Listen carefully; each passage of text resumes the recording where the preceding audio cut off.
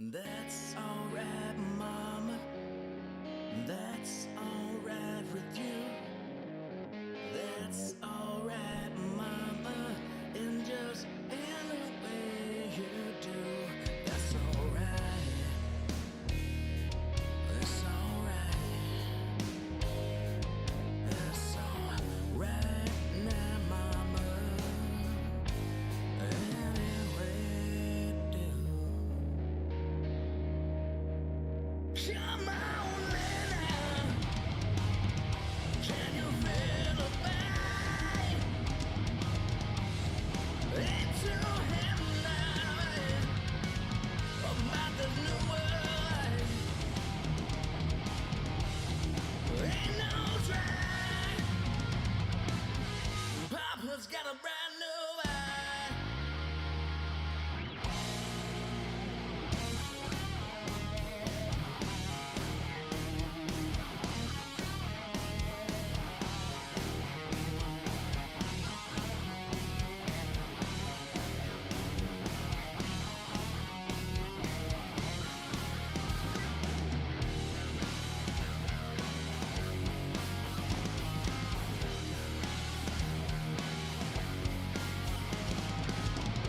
Purple haze in my brain. Lately things just don't seem the same. Acting funny and I don't know why. Excuse me while I kiss the sky.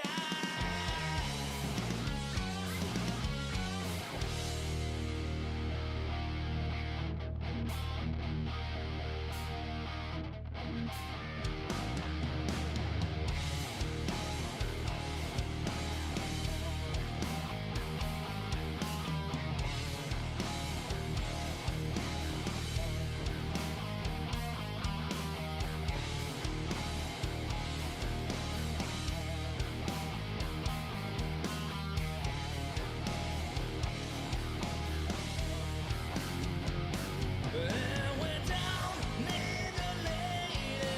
Cry 'cause the story's sad.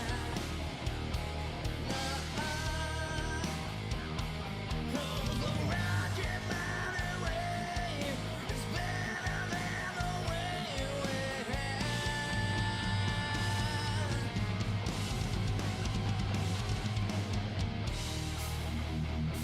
What is going on, everybody? Sorry, I had a few things to post up on Facebook. How's everybody doing? What's going on?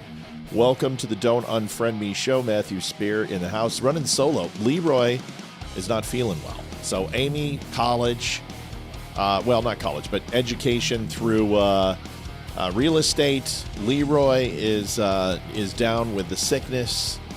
And Olivia is watching Wicked with Olivia because Wicked 2 is coming out and they're going to go see it. So Olivia hasn't watched it. So I said, go have fun. Go enjoy it. I've heard it's great. I've heard the music is wonderful. I don't care about the personal politics. If I cared about the politics of actors and actresses, I'd never watch a movie again. We'll see you in about 3 minutes. Got a good show tonight.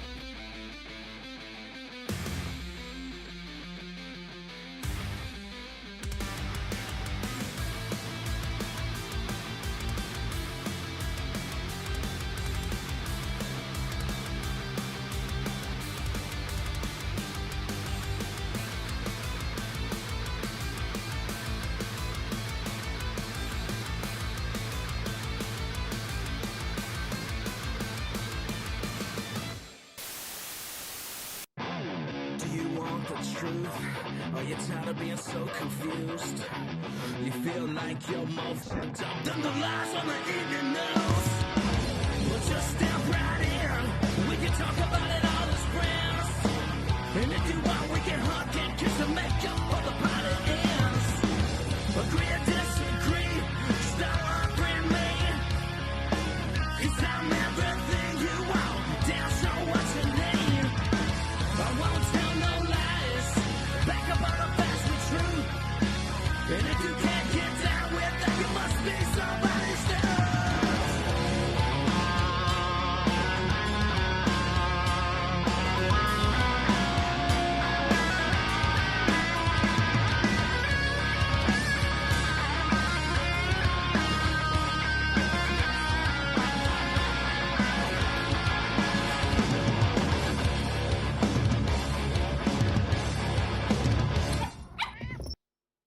Adjusting transmitter output.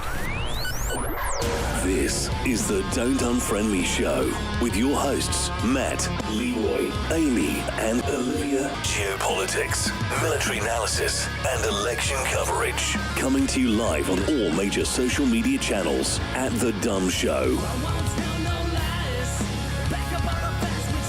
Honest, direct, unfiltered. We can agree, we can disagree. Just don't unfriend me. Hey, what's going on, everybody? Welcome to the Don't Unfriend Me show. Again, Matthew Spear. I am the host of Don't Unfriend Me. Update on Facebook, 345,000. Finally hit it. This is incredible. If you take a look at the overall last 2 months, we've gained 125,000 followers. Pretty cool. Matt, how do I unpin so I can see the texts? There's people who know. I have no idea, Mitch. But there are people in chat who know, who've helped others do it. So maybe you can ask them. I don't know. I'm sure you click on the post and hit hide or something to that effect. But unfortunately, we got to keep that up. That's a donation link, and it helps the show. Speaking of donations, you can go to the Don't Unfriend Me show at thedumbshow.com. And you can go right down here. You see the link at thedumbshow.com/donate. But you can also get cool stuff. You can get coffee. You can get hoodies and T-shirts and all of those wonderful things. You guys might hear Wicked in the background. And the reason why is because we've got it on the surround sound system. Let me listen.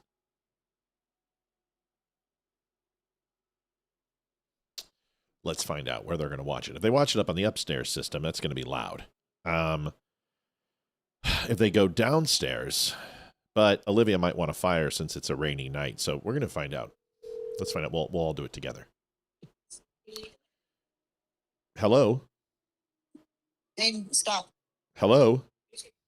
Hey, what's up? Hi, the viewers would like to know, are you going to be watching it downstairs or upstairs so they can enjoy it too?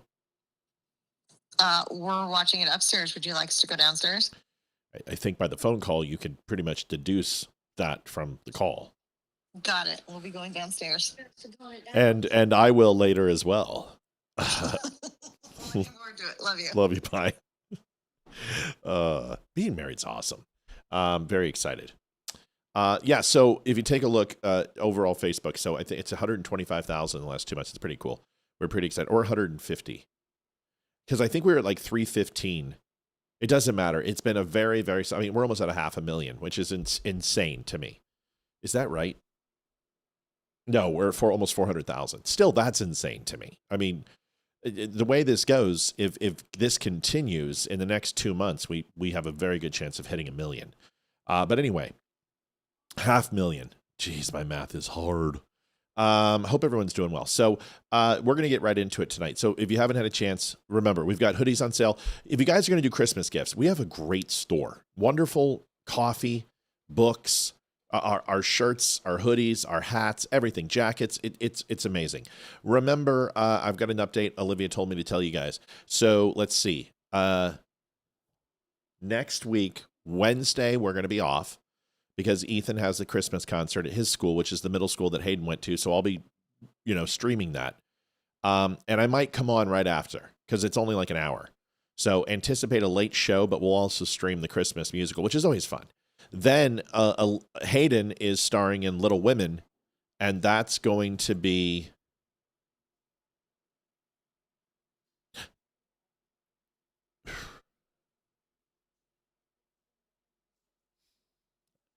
stop that. We're going to be off on Thanksgiving, no show. So Thursday, we're no show on Thanksgiving. The following week, I'll be off Wednesday. And then the week after that, I think we're off Thursday for Hayden and Little Women.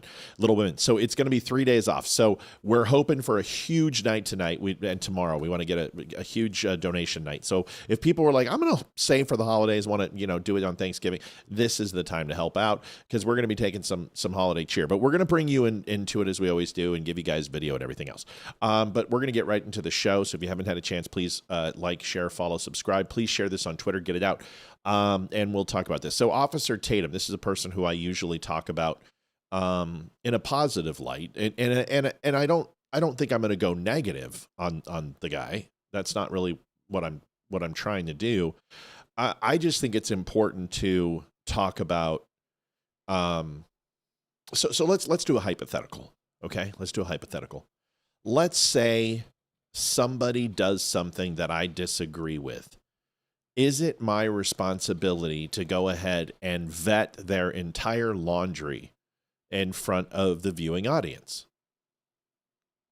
Well, I think there's a difference between people who you associate with and people who are friends, or people who do a similar thing that you do, no matter the magnification of it or how well you do it versus other people, whatever that might be. But I think it's important for us to understand is that there's varying degrees of relationships.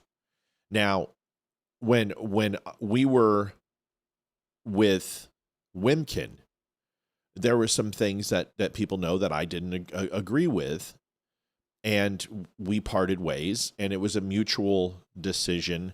But there were some things that moved me to doing that. And But what I didn't do is just come out and start throwing people under the bus and be like, oh, well, this is this. And that's not what I did. And I never will. And then what happened is that somebody retaliated against me and started lying and saying things that weren't true. And I said, okay, well, I'm just going to go ahead and put that to bed. And I did. Now, in that process, I did what I could to at least protect that person as much as I could, but also people who were involved who had shared text messages or whatever. And I didn't want to release anything without people's permission. And I had conversations with everybody and gave everyone an opportunity, even the person who I went after, in retaliation for what they said about me, calling me a liar and that I was grifting off people and that I had done something nefarious with Wimkin. So there's a real life example, but in both cases, right or wrong or indifferent, my goal was never to harm another person. My goal was to solidify who I am and what I stand for, and I believe that that's first and foremost. Now, if other people get splashed with that, I think you should try to limit the amount of casualties and collateral damage that you have. So, in this case, I have a friend. Now, Jason from Wimkin is a friend, and this person who I had an issue with was a friend. And let's role reverse. Let's say that Damani came out and started defending Candace Owens and saying Candace Owens is the savior of truth, and she's the bastion of freedom, and she's the new Charlie Kirk, and she brings receipts, and she's just asking questions, and she doesn't this or that and this. Now, is it my responsibility to come out and just trash Damani? No, not at all. Would I question him? Yes. And would I challenge his opinion? Yes. And would I even come out and say, listen, I love my dear friend. However, I think with no equivocation, he's vehemently wrong in every aspect of what he's saying. Now let's take another situation. Let's take that I have a very, very good friend in Damani, and he says something that I don't know if I completely buy, but because he said it, therefore I am going to go ahead and agree with him. And I think that that's a dangerous slope to be on, is that you're relying on a friendship to qualify and quantify something that has nothing to do with your friendship. And I think that's dangerous. Now, Brandon Tatum, Officer Tatum, as most of you know, has a good friend in Candace Owens. They're friends. And that's great. That's wonderful. I'm glad they're friends. I wish I was friends with Candace. I wish I was friends with Officer Tatum. But I'm not, alas. And I want you to listen to what he has to say. And I think that it's interesting. A lot of people, now, these are the people who were calling Officer Tatum a coon and dropping the N-bomb and calling him a Jew lover and getting his $7,000 and his 30 pieces of silver and the pound of flesh and a traitor. These are the people who are now embracing him and saying how based he is and how in tune he is with Candace Owens. And to me, if I was Brandon, I would stop and say, wait a second, these people who are this new alt-white, and they hate Jews, and they hate women, and they hate black people, and they hate they're 100%, apologizing for Nazis, blame the Jews for everything, grifting as grifters do, and these people are agreeing with me. I would stop and say, wait a second, why are these people agreeing with me? And you have to hold the adage that if 99% of what Damani says is true, or Brandon, and that 1% that I choose to disagree with them, does that make them less of a person? No. But if 99% of the time I disagree with them and that 1% I agree with them, does that make them more of a quality person? The answer is also no. Most assuredly. Do you understand the dilemma? So the minutia, or the variable that's on the outside looking in, the outlier, doesn't quantify or qualify a person's standing just because they're right. A broken clock is right twice a day. A blind squirrel finds a nut. The sun shines on a dog's ass, blah, blah, blah. We know all the idioms and the euphemisms, but if people who are inherently bad and saying horrible things about Brandon now agree with him, maybe we should ask the question of, does that fall in the 99 percentile or the 1 percentile of 99% that these people are inherently evil and wrong, or the 1% that they are a blind squirrel or a broken clock that has found a nut? Yes, I understand what I just did. I just mixed my analogies. I don't care. My idioms. Here is Officer Tatum. We're going to get right into it. Let's listen to it. Please share and get this out, folks. It's important stuff. Here it is. I'm going to switch the audio. Olivia's not here. I miss Olivia. I miss Leroy. I miss Amy. I haven't seen Amy in forever. Here it is. I don't care how much you don't like Candace. I don't care how much you've been trashing the American government and the FBI. They got to do something. And I'm going to tell you what they will do. It doesn't matter right, wrong, or indifferent. They have to investigate this. They have to investigate this. And I think that if it is found to be true and the proof prevails, which I'm convinced, after talking to Candace and the stuff that we talked about, I'm convinced, then that means that there should be dire consequences for the French government and whoever else was involved, the Macrons or whatever, dire consequences. I'm talking about the American government should go after them like never before. Then, brother, the American government, I don't care how much you don't like Candace. I don't care how much you've been trashing the American government. All right. So what is Officer Tatum talking about? He's talking about Candace Owens that just made a huge declaration that she was being threatened. Inadvertently, she received a whistleblower saying that France and Israel hired contract killers, a male and a female, and then two females on one female from Israel, one female from France, and one male from France. And the GIGN, which, listen, the GIGN, okay, I can't even go into it because it's such a wormhole. But if you take a look at all of the paramilitary groups in the world, France and the GIGN, hands down, has done some of the most tremendous work in world history. Okay? You're just going to have to go and find this yourself. Maybe one day we'll do a show on it and we get Leroy on in here and we'll talk to you. But France is a lot of things. Now, I'm not saying France has never taken part in atrocities. Every government has. But killing U.S. citizens of Candace's stature is a little far-fetched, especially when this woman went ahead and said that TPUSA did it, that the B cult did it, that a transgender furry did it, that Donald Trump and his administration were culpable and responsible, that Erica Kirk, as in everyone was against Charlie, that the Jews did it, that now France did it. She's saying France did it.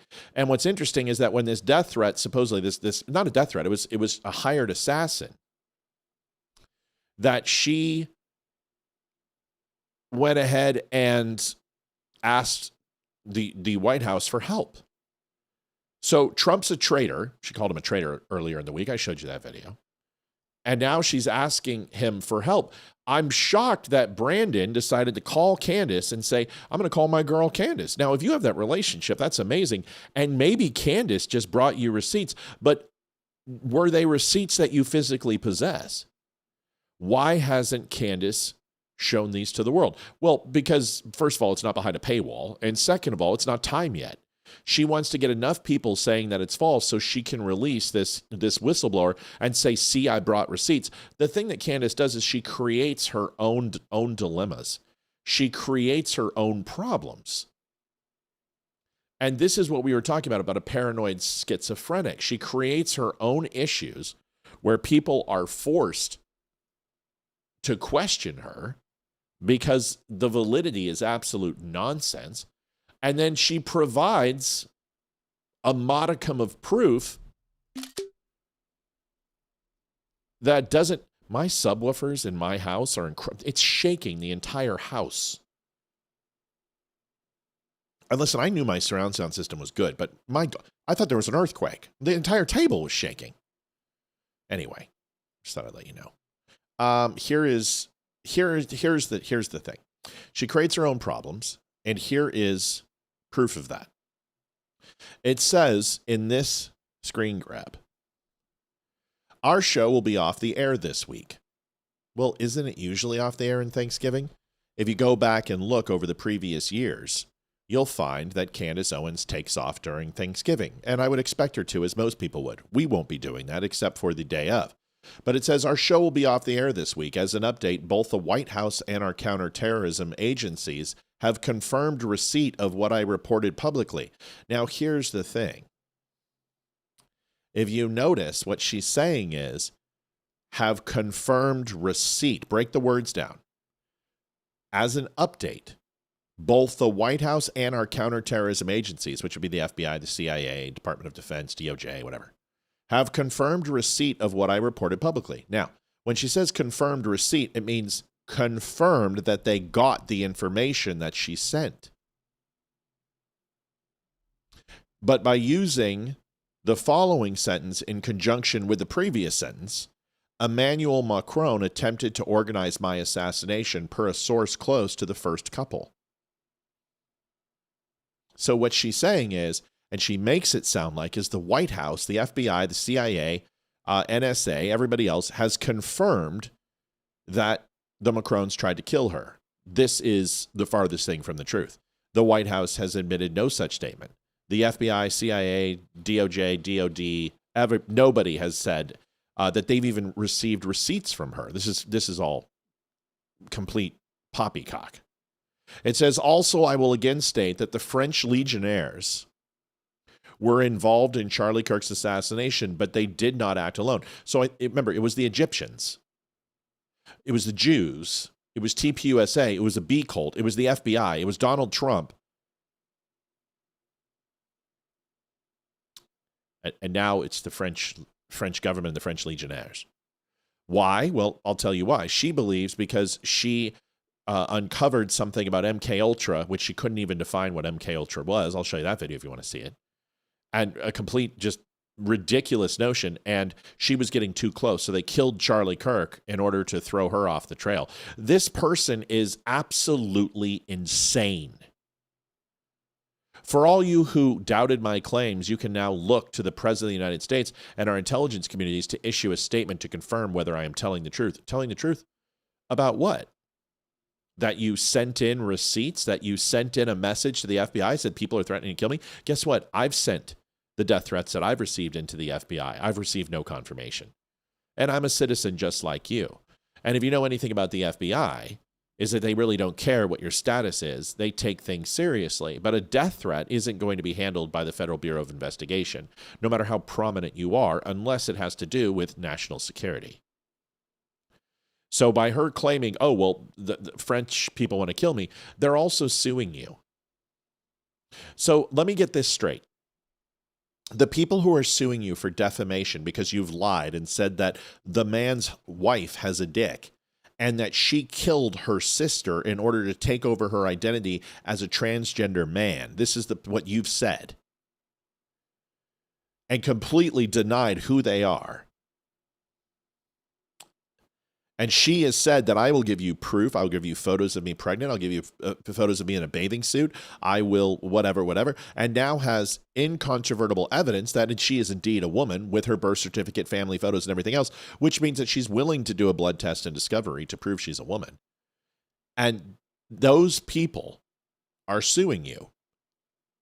And now have hired an assassin, multiple assassins, a Jewish and French. How convenient that it was Jewish and Egyptians, because nothing says complete plot as Egyptians and Jews working together. I don't know if you know the history between the Egyptians and the Jews, but it ain't that good. And they're plotting to kill you. Would that not be the number one target? The number one suspect in that assassination plot would be the Macrons because they're suing you for defamation and libel? How stupid do you think these people are? Do you really believe that France has the wherewithal to assassinate somebody in their country, in their borders, so haphazardly, nonchalantly, that some low-level whistleblower is going to go ahead and uncover the plot to murder you, and that they're so willy-nilly with this massive mastermind 007 conspiracy that they tell a janitor? What's interesting is this is why she says allegedly. The Macrons allegedly hired an assassin. Trust me, if you have receipts and you have proof, you don't say the word allegedly. If you know with absolutely no equivocation, you're vehemently certain that someone is going to kill you, wouldn't you bring that evidence forward to every single person who could possibly consume it? So there would be absolutely no doubt, and that equivocation of zero would transfer to anyone who read it or anyone who disseminated it. So what do? Instead, you go on a week's break during Thanksgiving. Once again, she creates her own problems. There are no receipts. There aren't any. And she'll provide it. You're going to see an email. I guarantee you somebody is screwing with her, because what also happened this week is that there was some more information about the Egyptian planes, if you remember. And she said she has an address for where these people on the plane went. And it wound up being her attorney's office. Don't you remember when she was saying, well, this is where they were, where are they going, why are they there? Well, she received an email, she read it on air, and then we found out that somebody was trolling her. And the information she was receiving, this very good source, was somebody who literally was trolling her and gave her the location of her attorney. Now, yes, FBI is in that building, intelligence agencies, multiple corporations. But do you understand the chance of somebody throwing a dart at a map of the United States and coming up with the city, the building, the zip code, the address, the suite number of your attorney? Give me a break. These people obviously knew what they were doing. And this was all. They're changing the Google address. Google did this. She won't address it. She doesn't know what to say other than this is a giant conspiracy. That the address that it now is wasn't the address that it was. See, this is the problem with people who are paranoid schizophrenics, is that they will justify anything. They will absolutely lie themselves into any scenario, and whoever doubts them, be damned, they will suffer the consequences of that person's wrath. How do I know this? Because it's my mother and my sister. I grew up, I had two, a matriarch and a pseudo-matriarch in my family who were complete paranoid schizophrenics, scared of everything. Scared of disease, scared of death, terrified of anything that they couldn't understand or comprehend, and shunned it out of their lives and made excuses for it, could lie with a straight face that you would never doubt them because they were so convincing.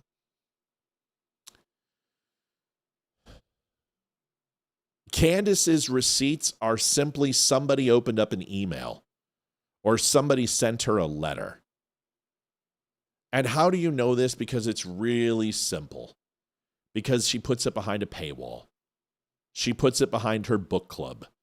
She makes you spend $9.99 to hear the rest of the story. She wants you to watch the 11-part series that she's done, a webisode, so you can find out that Macron's wife has a dick. A ton of claims, zero evidence. There's circumstantial evidence. But can you possibly imagine that if I took every email or every text or every photograph or every video that I got and didn't question it? Because that is why having two sources is incredibly important. It's incredibly important.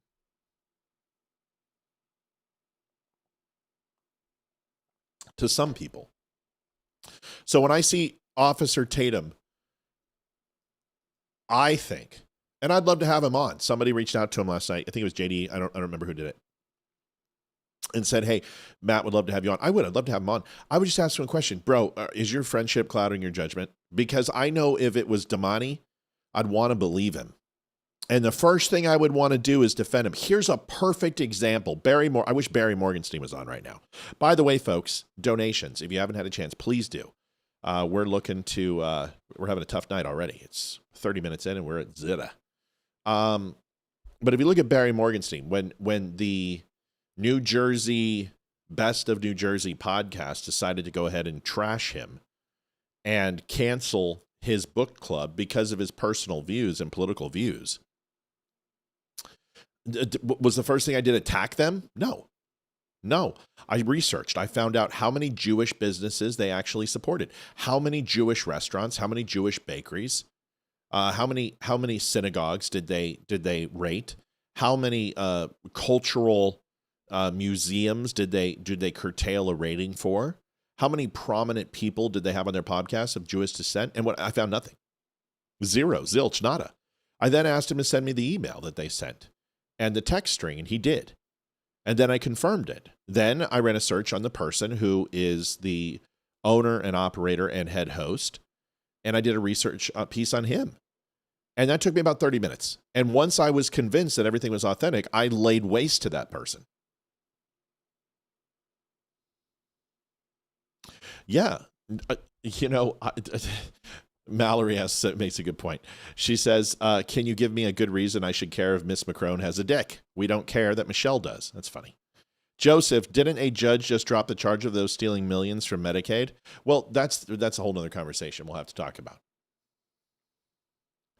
So my whole point about this is that I think unless Officer Tatum has a clear indicator and certified proof, government emails, a video recording, an unimpeachable source, then this is ultimately you going, well, Candace wouldn't lie to me. Well, I don't think the old Candace would lie to you. I don't think the old Candace would grift off to Charlie Kirk's bones either. But she most certainly is doing. I wouldn't anticipate that Candace would implicate Erica and TPUSA on this giant conspiracy. I didn't think Candace would turn against Israel after she peddled for them for 4 years with TPUSA and said that Israel was the most beautiful place she's ever been and they were our greatest ally. But I didn't expect Steve Bannon to do that either. I didn't expect Tucker Carlson to do that. Tucker Carlson a year ago spoke about the Jews and spoke about Israel and how important they and allies they were throughout his life on Fox and everywhere else. So I didn't expect any of these people to do this, but they have, haven't they? It's interesting. Here is a video from Jimmy Kimmel. And Jimmy Kimmel says, what would Jesus think of Trump's immigration policies? This is interesting. I don't really... Christianity is something else has been co-opted. I don't consume a lot of Jimmy's content, but I figured it was important enough because it's about God and it's about Christianity And Jimmy Kimmel is not a Christian.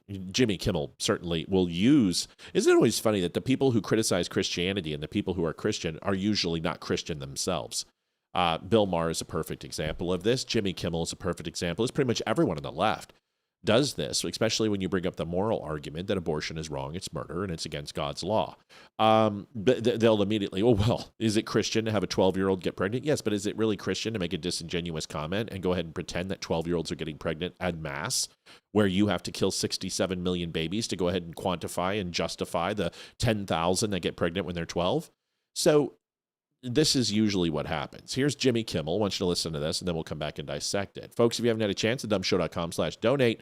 We certainly would appreciate help paying the show and keeping it on, especially as many days as we have to take off during the holiday. Thank you. Christianity is something else has now. been co-opted and perverted in such a way, and that I find especially upsetting. And that, I think about what Jesus would think of this stuff, and I mean, it seems pretty plain that he wouldn't think it's great, that he wouldn't approve of nannies being yanked out of the park and thrust into a van to be returned to their home countries because their paperwork is not in order. That just all really seems very obvious to me. And I think that it is to most people, but it's become this us versus them. It's become almost like sports, where I root for the red team and you root for the blue team, and everything the blue team does is good and everything the red team does is bad, and vice versa. And I just sometimes I hope, and maybe foolishly, that it will resonate with at least those people who don't have their minds completely made up. So I don't disagree with Kimmel here, at least for part of this, certainly not for all of it. When he's talking about the red team, blue team quagmire that is U.S. politics, I've said this a million times. Is that Ted Danson who's on this podcast? Is he wearing blackface? Is that Ted Danson? Oh, yeah, it is. Well, that's cool, because Jimmy wore blackface too, so he would dress up as Karl Malone. So he doesn't care. Racist jerks. Here's the deal. Jesus taught compassion for every individual. He most certainly did. And I agree with Jimmy 100% on the red and blue thing. Of course, I've said that we should wear sports jerseys as constituents. If you are a party member, you should have an armband that you wear, just so we can know who you are, because it really is. No matter what Republicans do, they can do no wrong, or at least Donald Trump. And no matter what the Democrats do, they can do no wrong, all of them, when it comes to the left. But nothing in Jesus' teachings, in anywhere, shape, or form in the Bible, does Jesus support breaking the law. He does not encourage people to violate nations' authority. He doesn't talk about illegal immigration. He doesn't talk about immigration. He doesn't talk about fentanyl, because these things were not obviously a part of the times. But what he did say is, render unto Caesar what is Caesar's, which it's an affirmation of lawful civility authority, or civil authority. And that is the greatest argument that you could make, that Jesus would want us to treat people with humanity and dignity, of course. But he acknowledged that governmental bodies have the right and the responsibility to maintain order, to enforce laws, to protect their borders, to protect their sovereignty. He didn't want mass armies coming in and taking over and slaughtering people. So there had to be a level of defense. When we talk about welcoming the stranger, it's a moral command, it's a personal command, but it's not a policy. It doesn't negate the fact that sovereignty is important. It doesn't negate the fact that, by definition, breaking the law is against the moral code. He never supported sin. In fact, Jesus took all of the sin for us, but he never supported sin.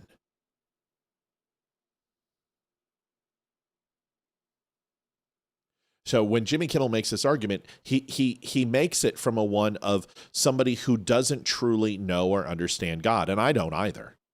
But I'm not speaking for him either. I'm using the things that demonstrate who Jesus was. And Jesus was compassionate. And I agree, dignity is important.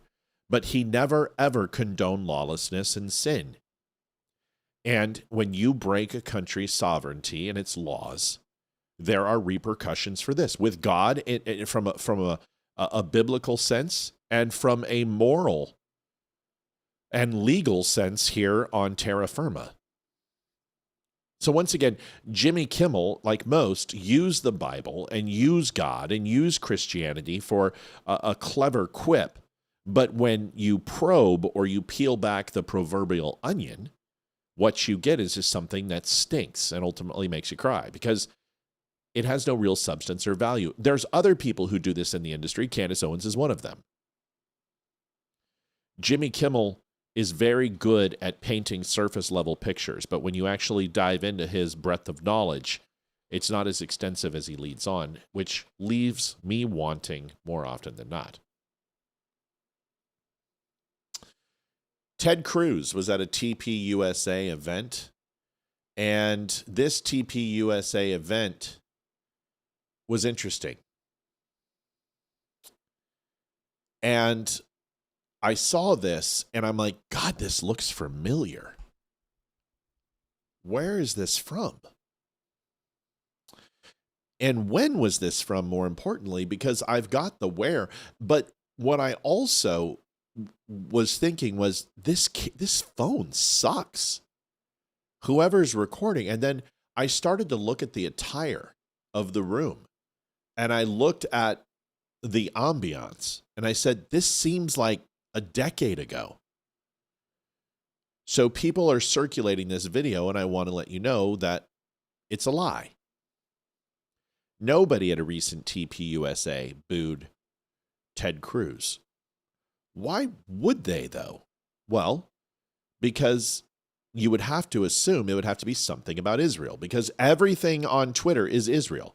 I can't even go through my feed without seeing Candace Owens or Jews are bad. It's ridiculous. It's okay, Loretta. Don't worry about it. It's okay.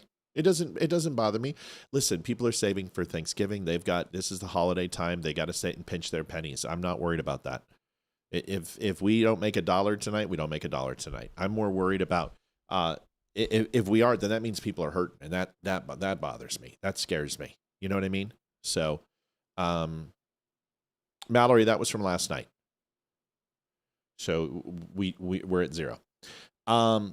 So I want you to watch this video. Look at the quality, listen to the recording, but listen to the people in the background. And the people in the background are speaking Arabic. Here is the video, and I'll tell you what we found out about it. To say that some here, not everyone, but some here, are so consumed with hate. You cannot address your brother. I will say this. You speak for yourself.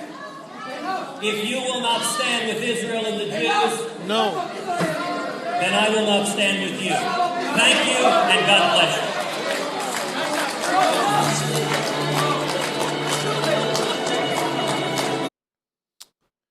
So this tells you right here, one is a gala of solidarity dinner. So I did some research, and in fact, it is produced by the IDC in Defense of Christians. When you look at this, it is a blatant attempt by the Hodge twins, of all people. I know. I'm really, at this point, I'm finding it hard to continue to put on their endorsement. I do it because I'm not going to shun people for their beliefs. But at this point, I mean, this is blatant propaganda. The Hodge twins just moved to Israel then at Ted Cruz. But this was from a 2014 event. It wasn't a TPUSA event. So what benefit would the Hodge twins say and do this for? Why would they do that? Why would they label it as a TPUSA video? Why would they go ahead and put Ted Cruz up there? And why would the topic be about Jews And why are people shouting down Jews since 2014? Because it's not since 2014. This is what I tried to tell you when October 7th happened. So this is important because if you see that, you're like, oh my gosh, look at all those people at TPUSA who hate Jews. But this isn't true. Every TPUSA event has people who are groypers, and they have a very large group of people, and they shout down and they ask stupid questions, and they pretend that they're not anti-Semites. But really, their questions aren't designed to find an answer. Their questions are designed to put people in a canard, put them in a trap, and make them feel stupid with their own inability to answer the question effectively. Like, why did Israel go ahead and attack the USS Liberty and attack the United States, and the U.S. did nothing? Well, the premise of the question is completely false. You can't answer that question because there is no answer to that question, because the entire question isn't fair and isn't right, and that's not what happened. It's just like you saying, well, why don't we condemn the 17 hijackers who were Saudi Arabians, and why don't we go ahead and condemn that the Jews actually caused 9/11? Patricia Good, happy Thanksgiving, $51.99. Thank you, Patricia. Love you. You're the best. So why wouldn't you do that? Why would you ask a question that's very difficult to answer? Why are the Jews responsible for the Bolshevik Revolution? Well, they're not.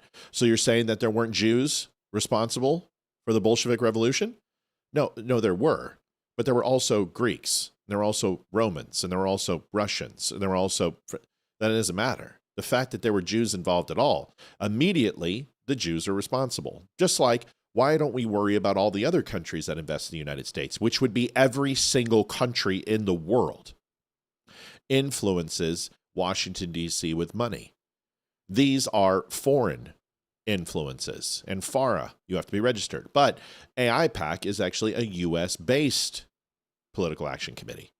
And they register differently, like American Tobacco, or Planned Parenthood, or the Education Board, or.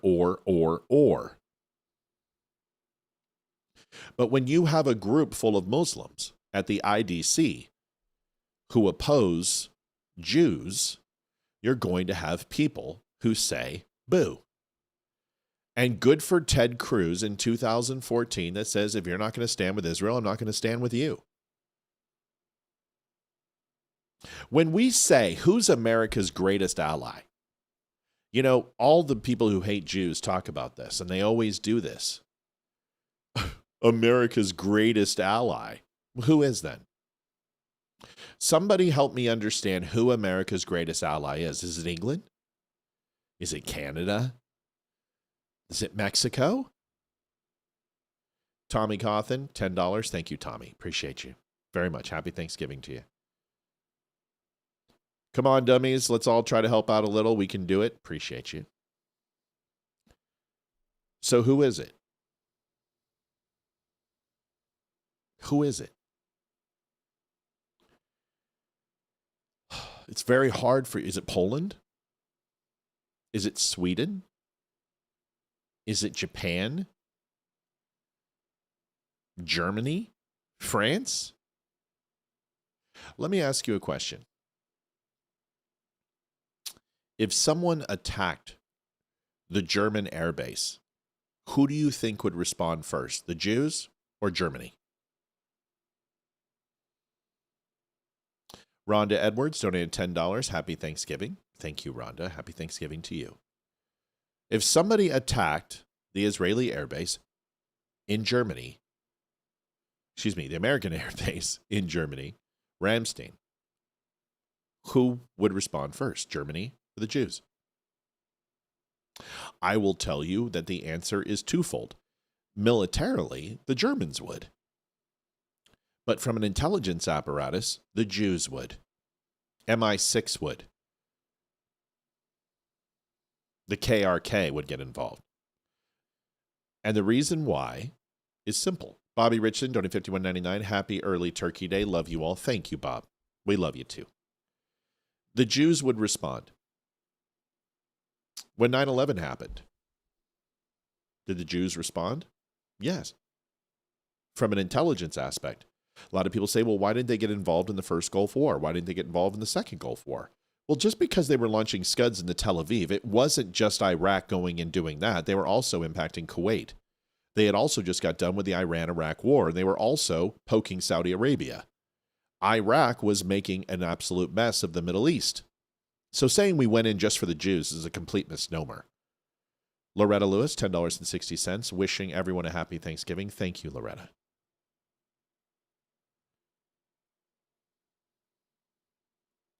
So that's my problem. Mallory, thank you. Or Rhonda. I know your real name. I'm the one that found and told you it doesn't matter. So my whole point is this. Who's your greatest ally? Do we feel that Israel backed off when they were supposed to back off? When we told them not to go ahead and hit with larger tactile and armaments and ordnance to hit the underground bunker, that the United States could truly get the job done. Did they back off? Yes. Lee Wilson donated $1. All who can, thank you, Lee. Appreciate you very much. $1 means a great deal.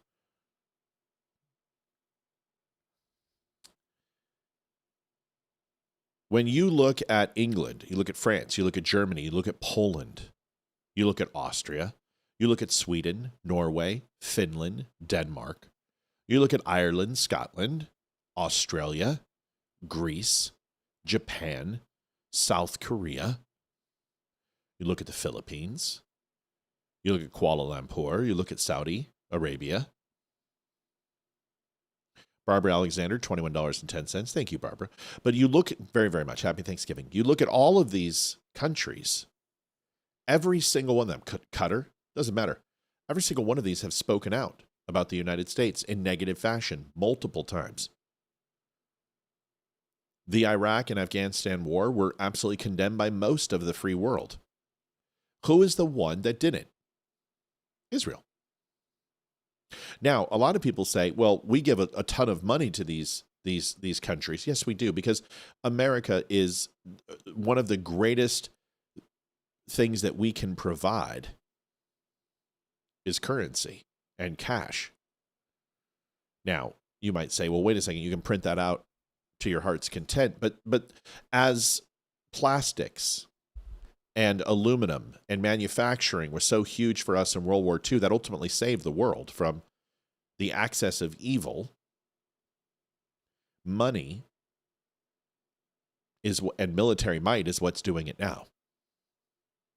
Because remember, during World War II, we didn't have a large army in any way, shape, from World War I and World War II. World War I, we had to ramp up our military and the size of our military. We were a very young nation. And when World War II came around, we were still a very small and insignificant military machine. And that all changed.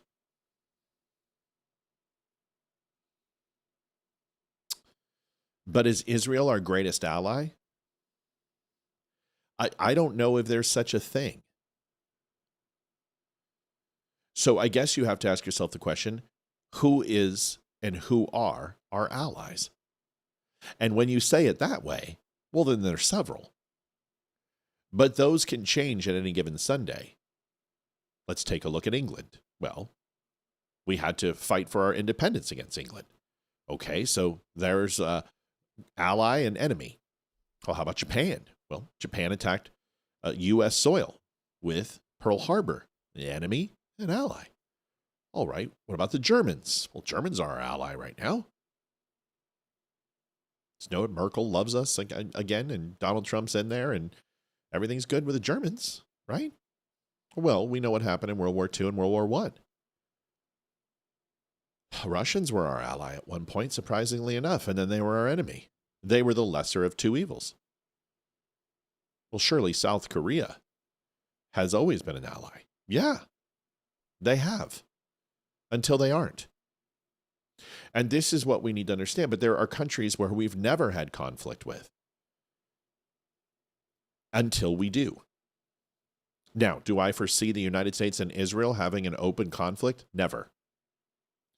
And that is because the Middle East is absolutely the key to Europe and Russia. If the Middle East falls to Muslims and there is nobody to check their power, Europe will become their next target. And Russia will most assuredly support the Middle Eastern countries. and draw a demarcation line halfway through Europe and say, we'll take this portion, you take the southern, and we'll call it good. And that's game over ball game for the United States. The fall of Europe will be the fall of the United States. Everyone says it's Israel. It's not. It's Europe. Because that's one thing stopping the Middle East and Russia from joining forces. Because you're like, wait a second, that can't happen. That'll never happen. Really? Talk to me about World War II.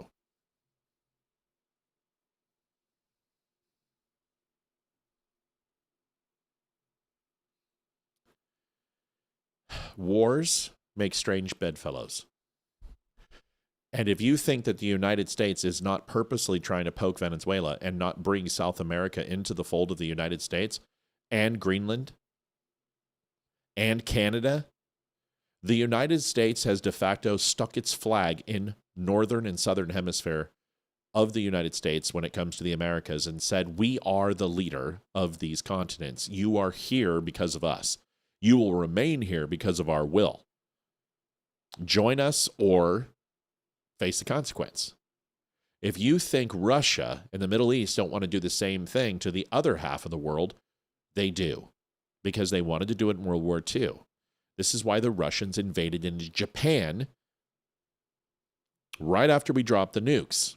The first one we dropped. Had to drop a second one because Russia, if we could not get them to surrender, we're literally going to invade against Japan. Russians were trying to expand their control.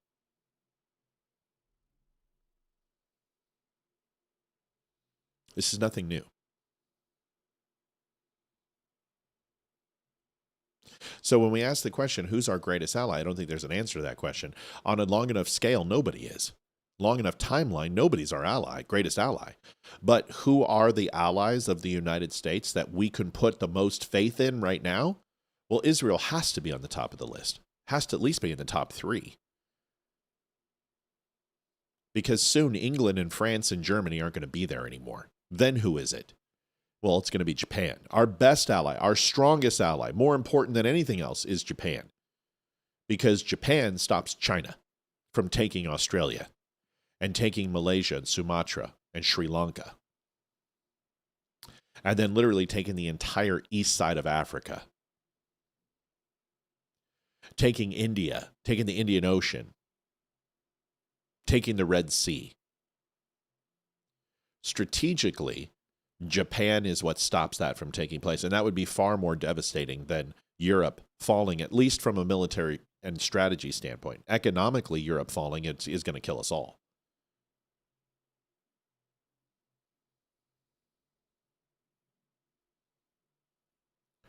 I'm telling you this, we get nowhere without allies.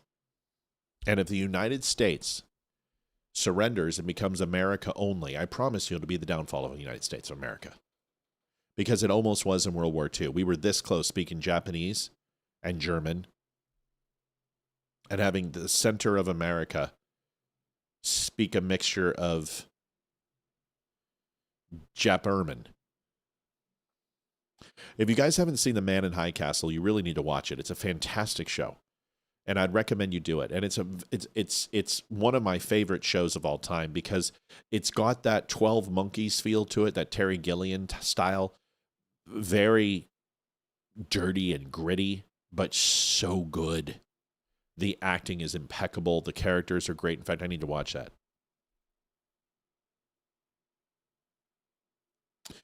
California Kid says, never said help 20 million at a time who didn't even know what their intentions are. I don't know what that means.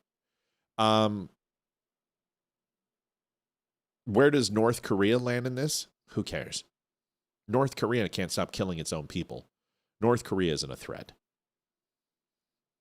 China will keep North Korea intact because what they don't want is South Korea to move into North Korea, because then you have Japan and South Korea against China. China's got its ass kicked way too many times by Japan, and they got their ass kicked in the Korean War by South Korea and the United States. China doesn't want any of that. China isn't great at war. China has a whole bunch of people and a lot of land. Their military is not what you think it is. Japan kicked the living dog shit out of China. Tibetans held their own. Tibetans. Give me a break. China is not a military might. They are an economic stronghold who are doing what Russia did, and they are building up 9 major metropolises. But the rest of their country is absolutely dirt poor and in the dark ages.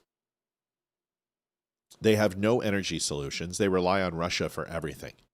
How long do you think that would last? How long do you think Mother Moscow, who literally got their asses handed to them by Ukraine because we gave them some tow missiles, because Russia only had tanks, their air force is shit. Their bombers are shit. Their old bear, they have nothing. Their ICBMs, yes, they have some that can hit the United States, but they know that from an overall standpoint of nuclear holocaust and nuclear war, that they're going to get absolutely shellacked. Europe will make Russia glow long before the United States even does. They can't hit all those targets. They don't have the independent warheads to do so. Their technology is razor blade and bubblegum. Mel and Lee, Roy and I have been telling you guys this for 5 years. North Korea is nothing. China will keep them in check. Japan and Taiwan are single-handedly 2 of the most strategic points on the U.S. right now. Africa will be the next, because the natural resources in Africa, everybody's going to want. And I want you to think of in the Klondike or during the gold rush, when there were only a few mines and rivers left that hadn't been panhandled and dredged out with water cannons. What did they do over those territories and rights? Well, they killed people. And they turned on each other for the gold. And they would bring in thugs.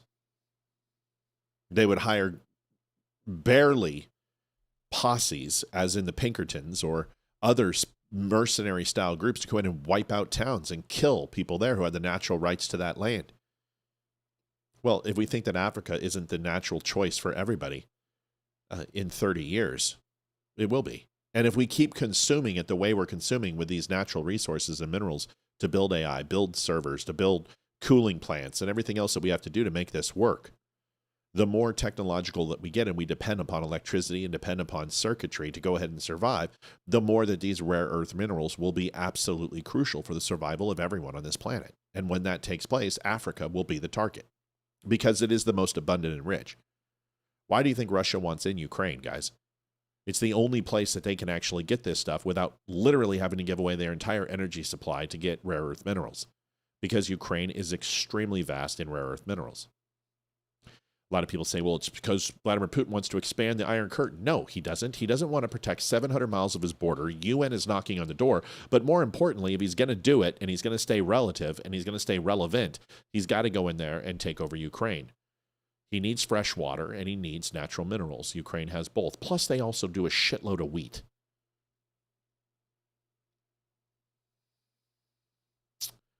Seven years we've been talking about this.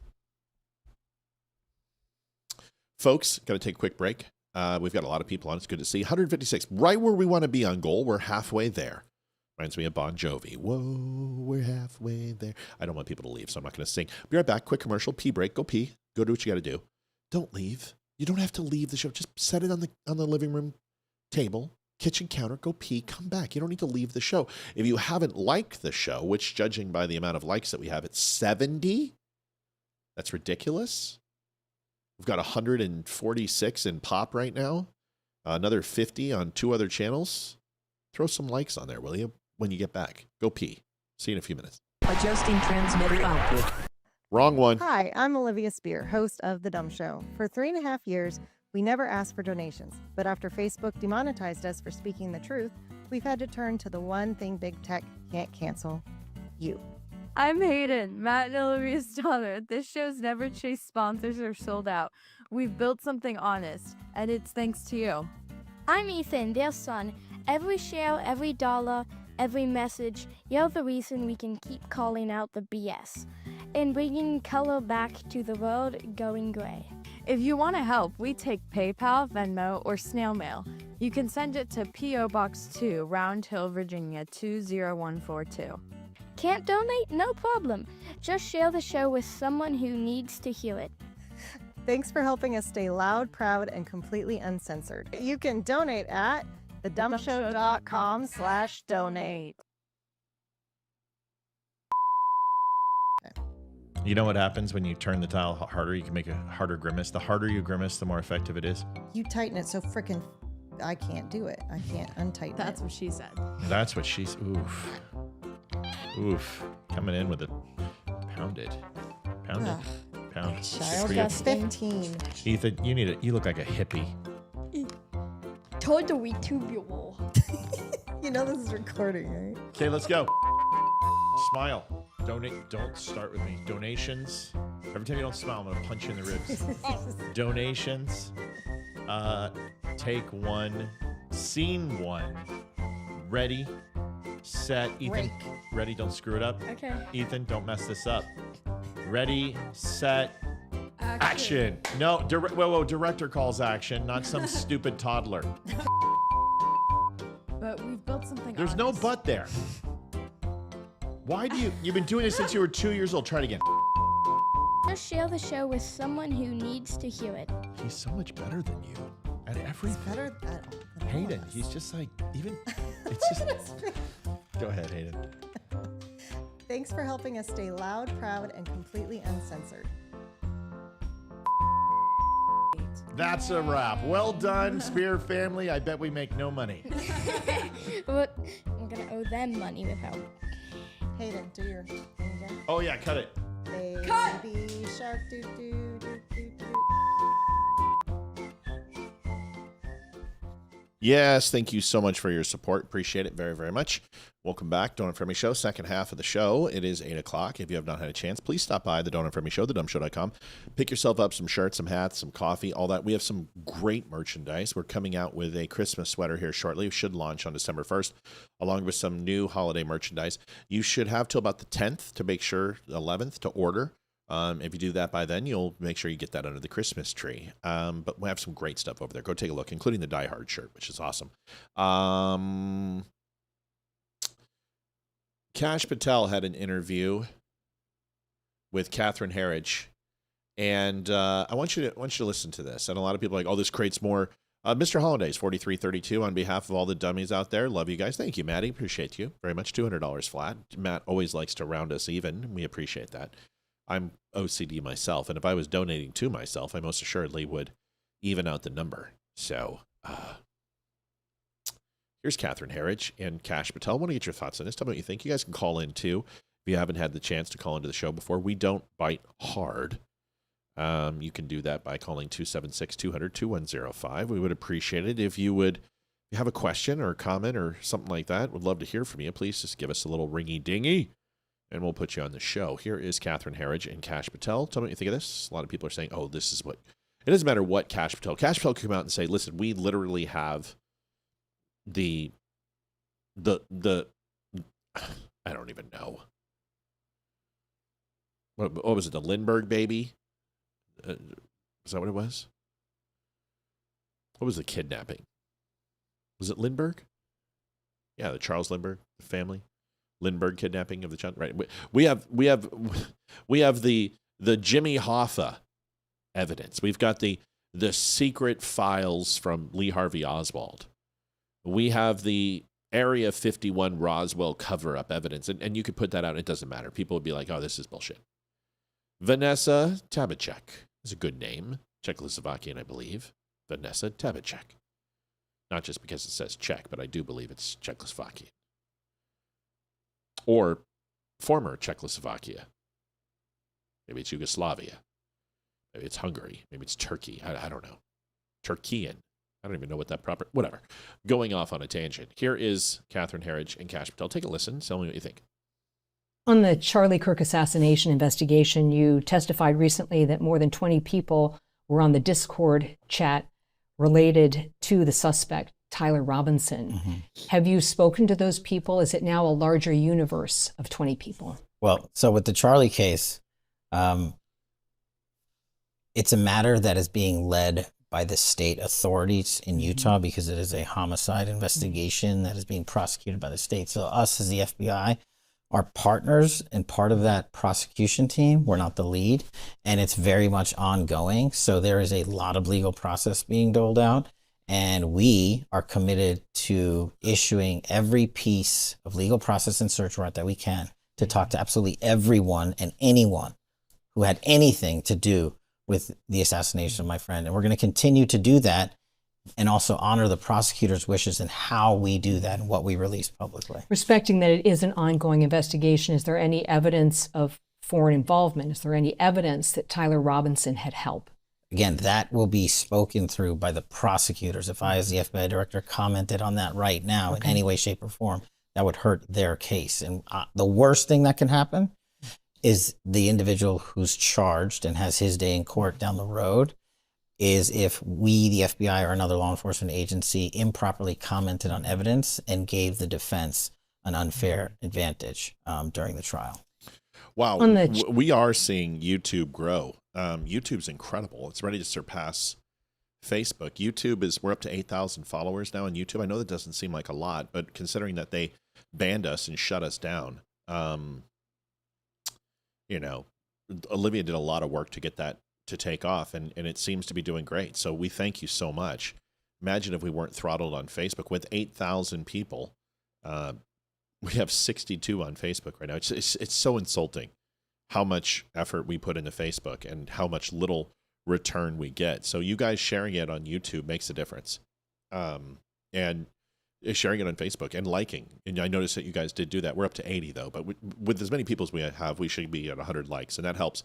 You want to get over that 100 mark. But the last show had like 5,000 viewers on Facebook, which it's not great. It's not great, but when you're looking at other live shows, like you can look at the Chicks on the Right, they have 30,000 views.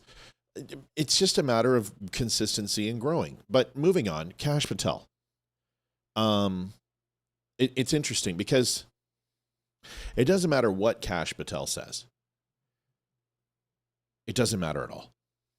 Nothing he can say will get people to believe it. But I will tell you this, is I don't have, I'm just going to say this. I'm not Candace Owens. I don't have texts. I don't have receipts for you. I don't have the smoking gun. This person will not come on the show. But I've got several friends who work in the FBI, work in the U.S. Marshal's office. This is how I got information about when Kash Patel and Dan Bongino were going to Utah. This was not public knowledge. Nobody knew about this. And I told you the night before. I also told you that they were very close to having a suspect. And that was like 7 o'clock at night on the show. And we found out the next morning that they had somebody under arrest.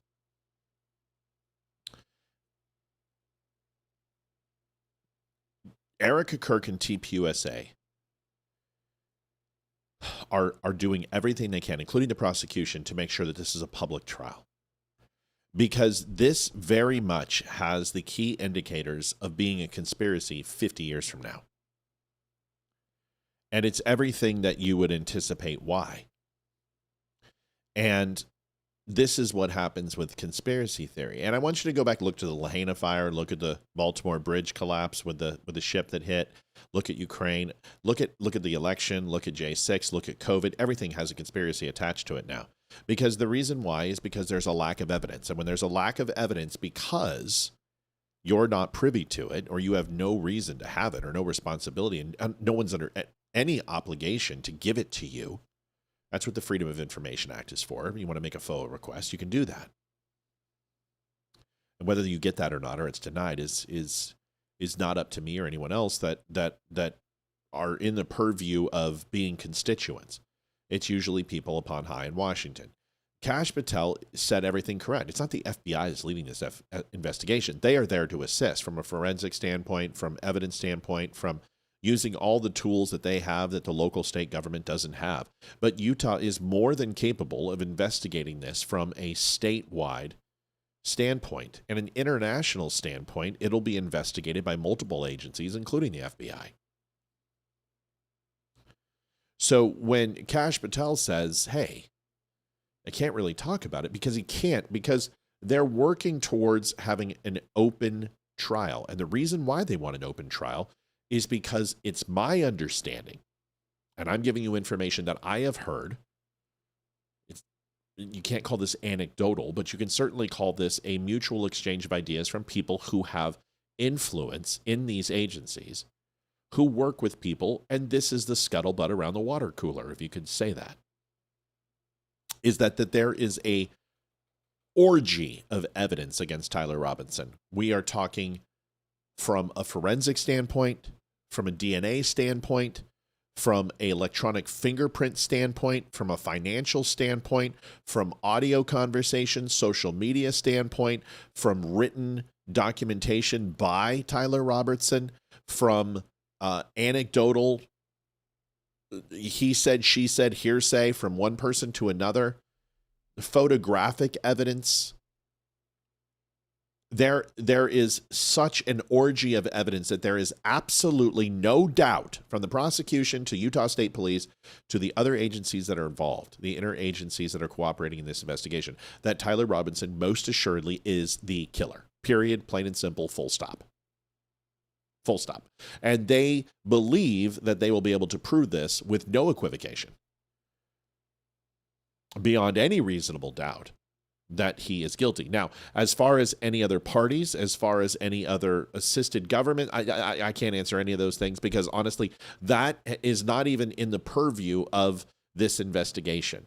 That is being handled outside of Utah. It's probably handled by the FBI. It's probably handled by Interpolice. It's probably handled by the police in these countries, if there are any, or money changing hand. All of these things are being looked at. But folks, to assume that Tyler Robinson is anything other than exactly what he appears to be is simply irresponsible bullshit. It's just irresponsible bullshit. And this goes down to Candace Owens. It goes down to every single commentator who is a vet bro. And I'm a vet bro, but I'm not that much of a vet bro who, oh, there's no blood in the grass, man. Oh my God, what happened to the bloody grass? And these people. Oh, it was a trap door. There's no way it could be a 30-06. Folks, how many of you know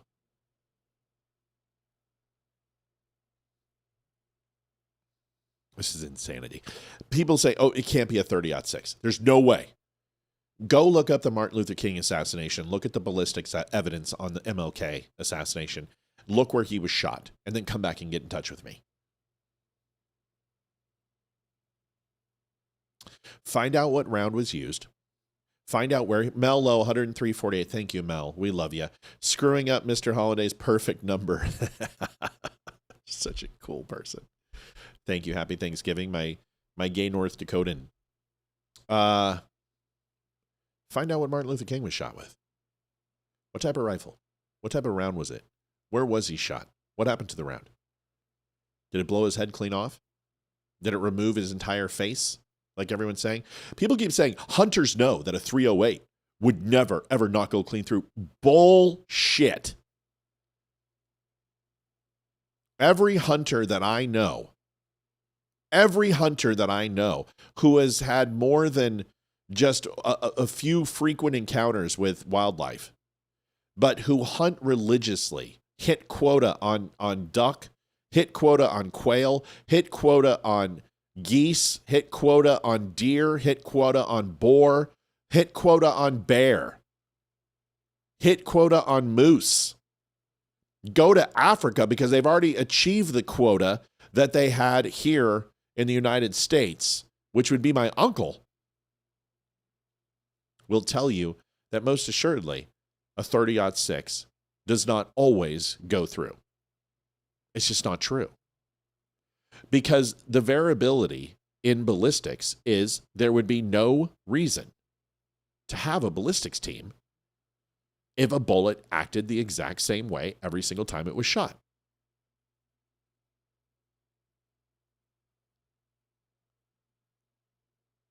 Of course the 308 will F something up. What happened to Martin Luther King? Where's his head? The first thing I said is there's two variable reasons that could take place. Is one, the bullet was tumbling. We don't know the quality of the ammunition. We don't know what the bore looked like. We don't know what the barrel looked like. We don't know the rifling of the weapon. We don't know the condition it was taken in. You have no idea what that weapon, it was an older weapon, supposedly. It sat up on a shelf. We have no idea how long it had been since it's been fired. We don't know anything. We don't know how old the ammunition was. We don't know if it was exposed. We don't know. What if the ammo was from 1986? You don't know. You don't know the grain of the round. We don't know any of those things. But rounds tumble. And most importantly, if you take a look at Martin Luther King, he was hit in the jaw. The mandible is one of the toughest bones in the human body. You know what else is tougher? The human spine.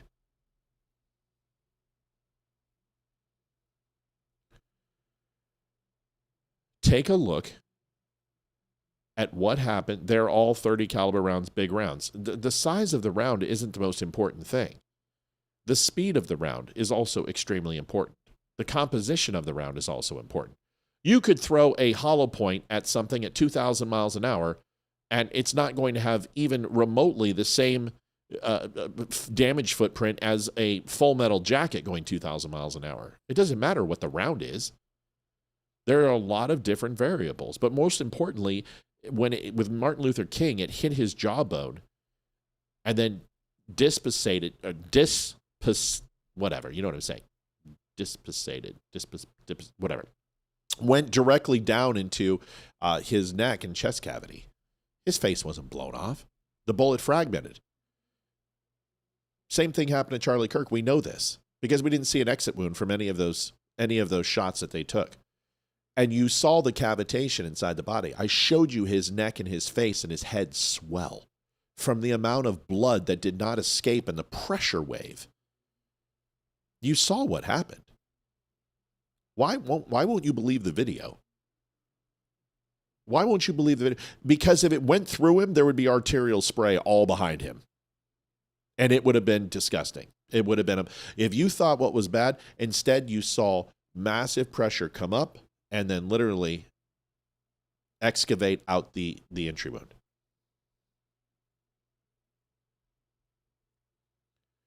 Why would a 308? Now, a lot of people say, oh, it hit his vest.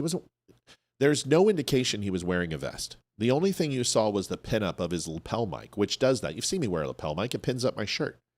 But if you look at the flow of when he took the shock and the initial impact, it doesn't look like he's wearing a vest. A vest would do no good at that point. What's hilarious is that people are like, a vest could stop it. Unless that guy's wearing level 5 tactical Kevlar with reinforced freaking carbon fiber alloy, whatever, quadruponic Blaupunkt and ball bearings. Even then, a 308 is a massive round. We don't know what happened to that round, but it did not hit a flak jacket. Everyone keeps saying it hit a flak jacket. It went in through his neck, and it hit the back of his spine. That's dense bone, muscle, sinew, tissue, and fragmented. We saw what happened. Unless you are wearing level 5 tactical gear, a 308 is going to eat you for dinner.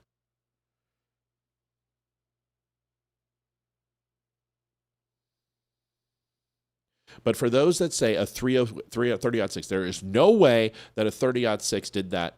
His head would be clean off. That is complete fabrication and a lie because it didn't happen to Martin Luther King.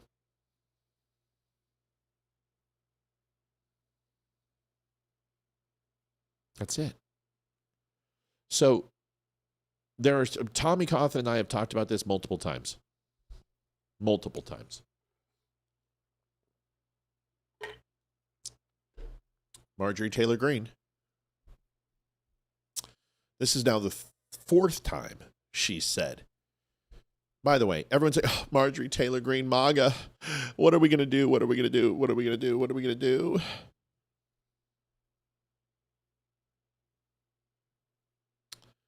Well, I'll tell you what Marjorie Taylor Greene did. It got hard. Donald Trump hit her. Like, she has celebrated him targeting people and literally been his lapdog. And he went after her. And what did she do? She quit. She gave up. She quit.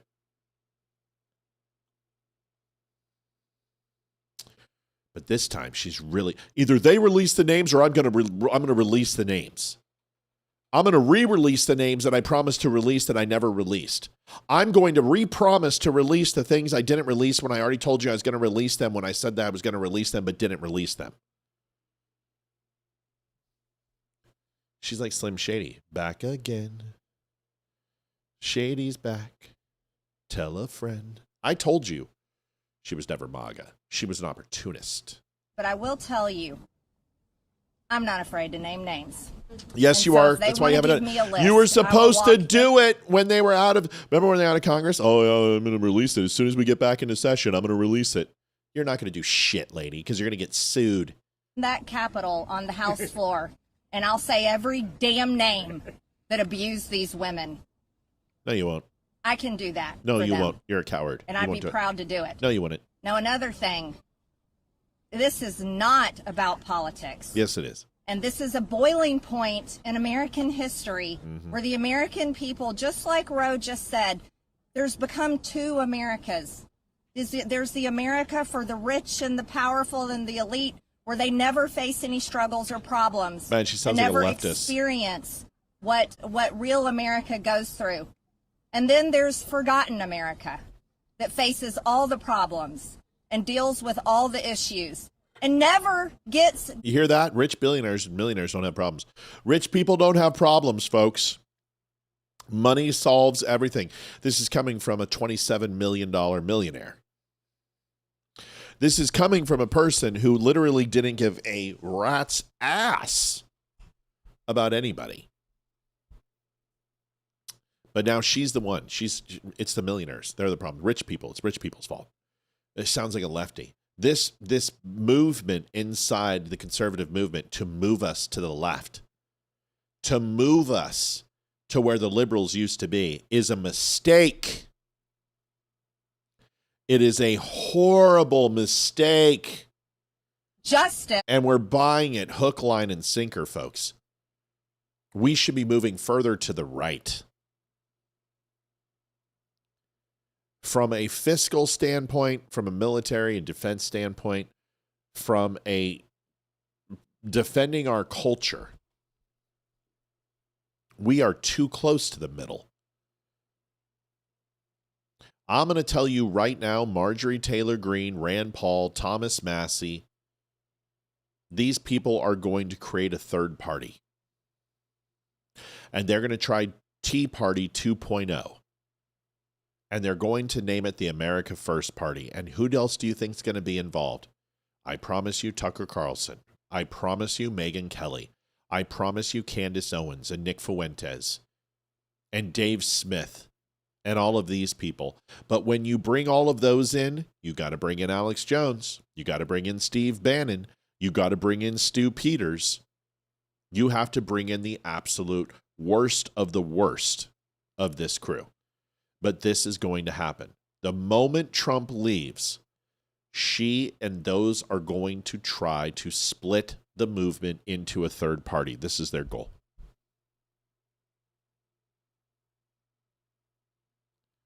That's her goal.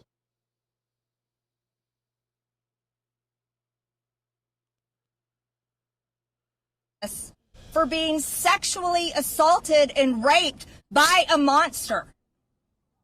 It shouldn't exist anymore, and people are sick of it. So let's recognize the fact that the administration before and the one before it and the one before it and the one before it and before it never did anything about this.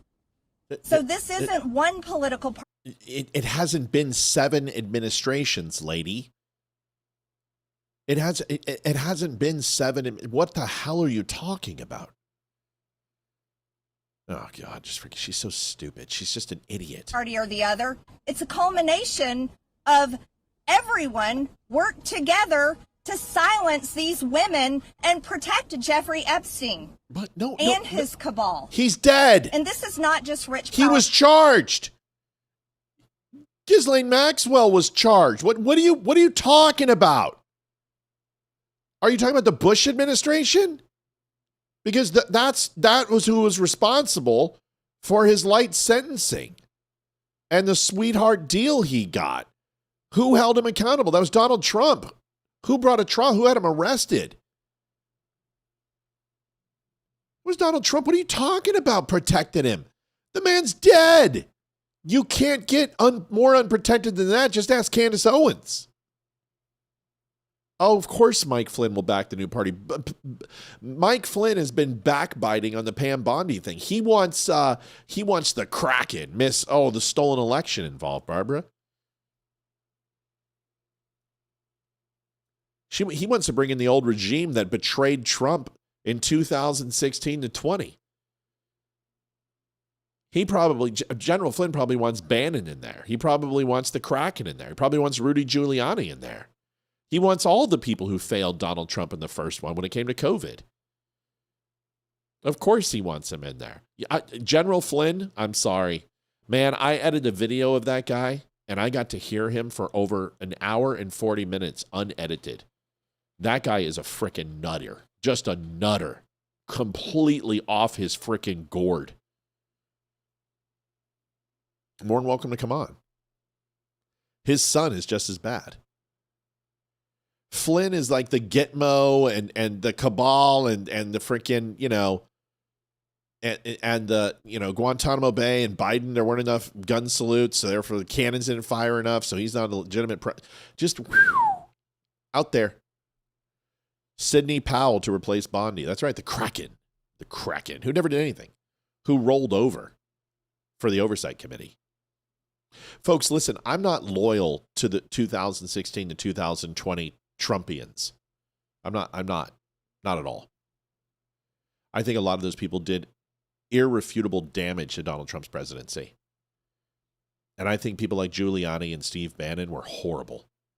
And Sidney Powell. Sorry. I'm sorry. She rolled over for a pack of cigarettes. They all did. And why do you think they're not in a second administration? If all these people were so good, why aren't they in his administration? Where's Steve Bannon? Why didn't he give a position to Sidney Powell? Why wasn't she even in the conversation for anything? Why didn't he make her chief of staff? Here's the rest of Marjorie Taylor Greene. And then I'm going to show you another video real quick that really explains what we're talking about right now. People think. Folks, we have hit goal, but that doesn't mean we want to stop, but we appreciate it. Keep letting us know how we can get better, and we appreciate you. You can go to thedumbshow.com, pick up a shirt, hat, coffee, whatever you want. We appreciate the donations we've got thus far. We've hit it, and that's all that matters. We'll be back tomorrow, and then off Thursday, and then back Friday.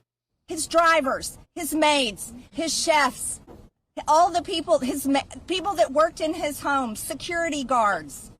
I heard one story from a young woman that was being raped by Jeffrey Epstein when he was out on work release while he was serving time in prison and had an ankle monitor on his leg. Guess what? There was a police officer outside that door. So this list of names is quite a list of names. Then list them! Just in the rich, powerful circles, it extends down to the very bottom where people were paid. And again, I will say this, there's victims suffering today in similar circumstances. Tommy, I don't think this video was today. I think this was within the last little bit. I think this is like right after they reconvened and came back. To name the names of the people that are currently abusing them.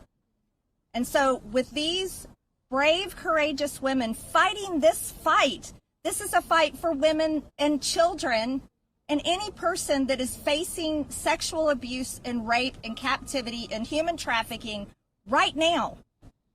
And so here's what I ask you in the press. Don't go for salacious headlines. Go for the truth and defend these women and help those of us in Congress that are crossing our political party lines doing the right thing and trying to do it together. Wow.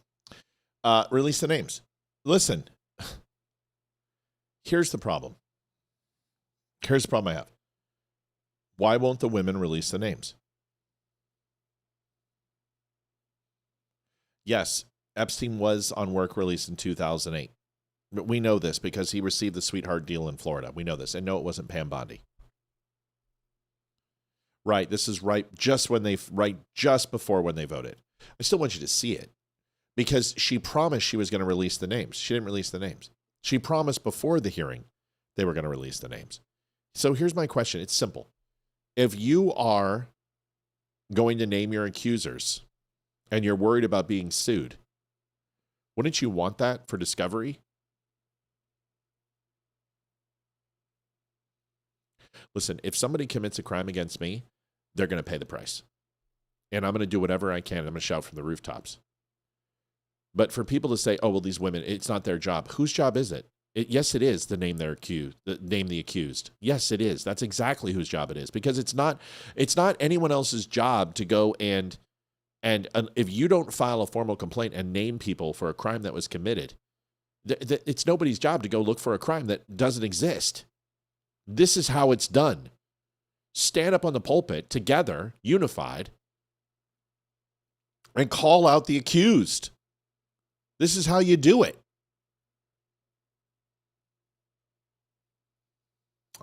I don't know.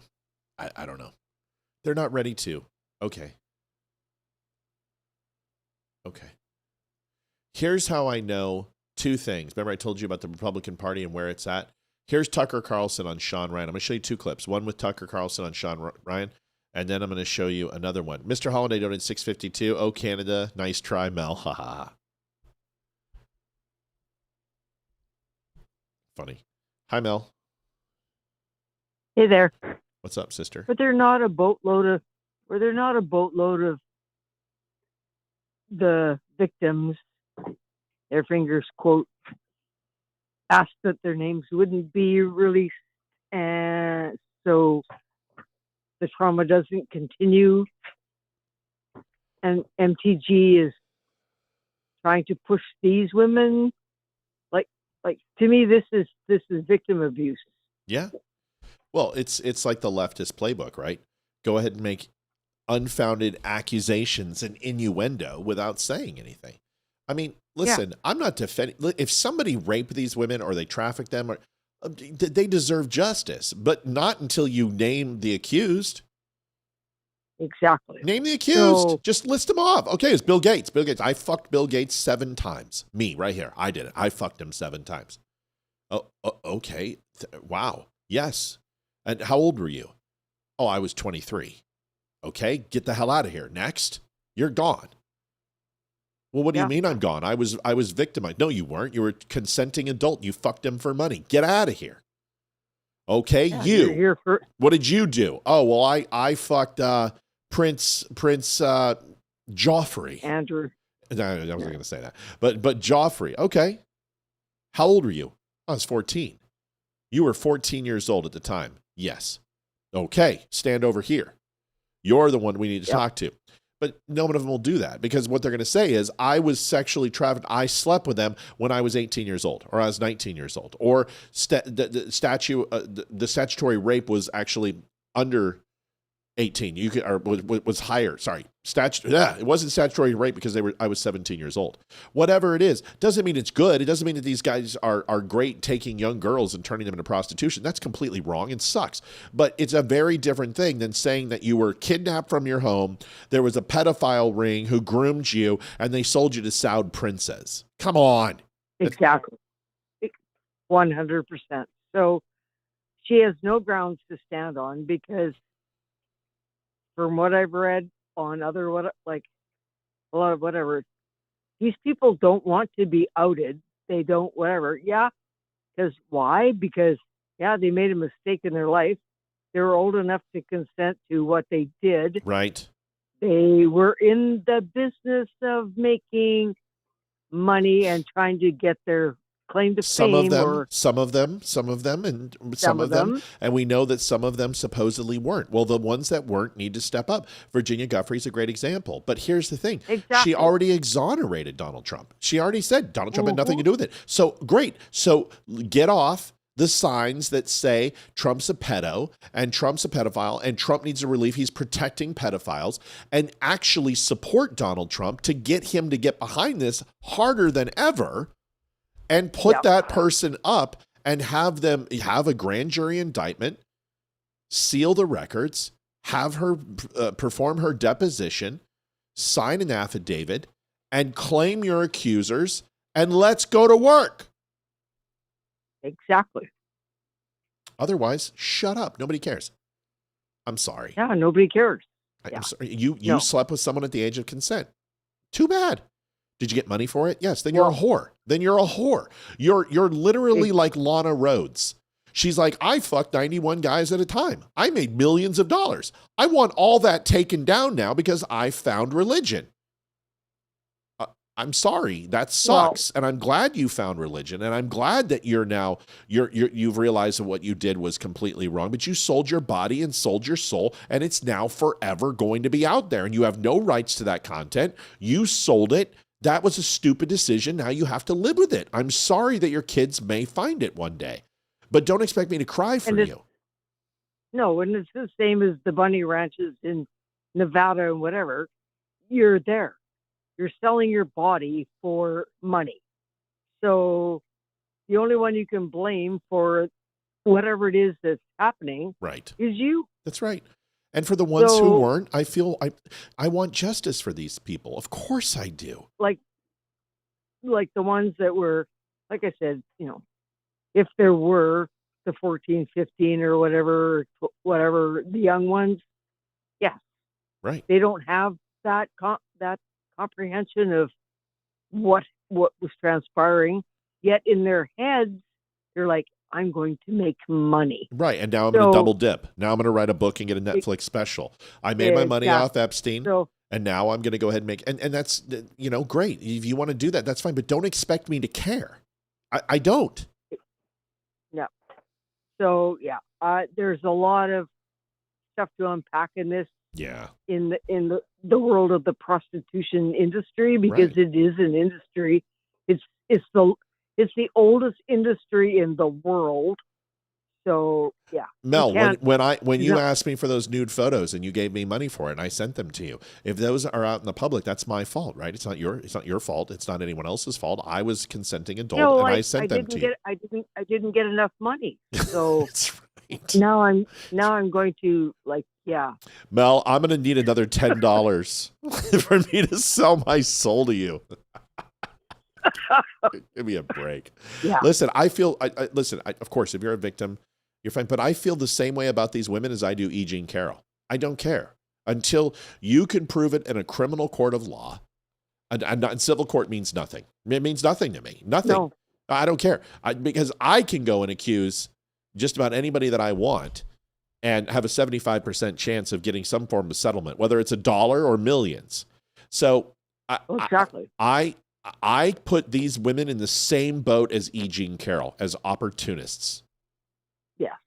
And it sounds kind of crass, hard, but reality sucks.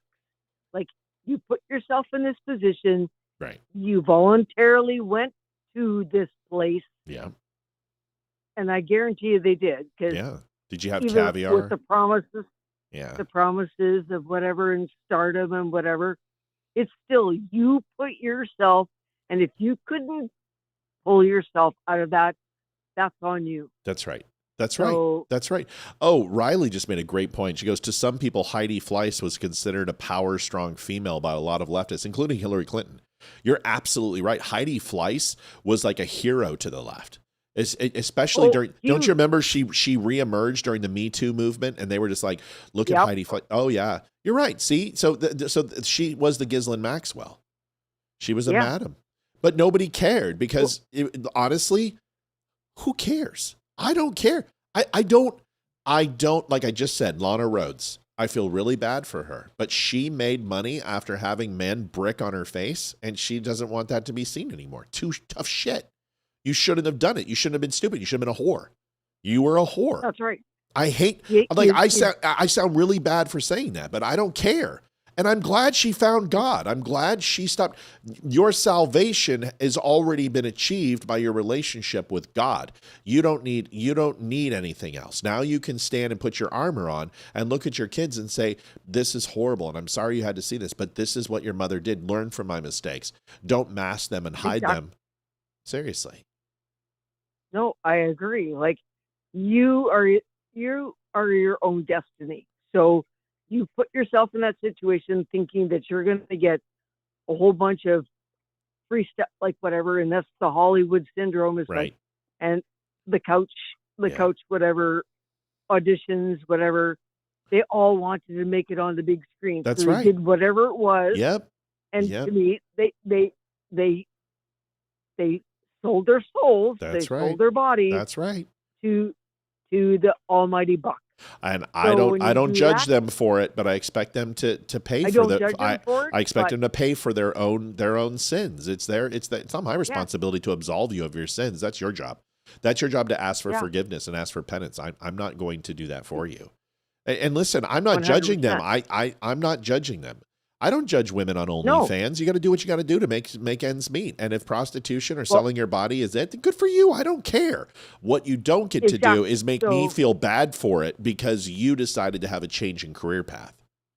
No, and to come back and to go and demand retribution for something that you initially agreed to at the very beginning. Yeah, you got but paid now hush money. You're conscious. Yeah. You got so you got paid for screwing them, then you got paid for hush money, and now you want to go ahead and get paid again for a tell-all.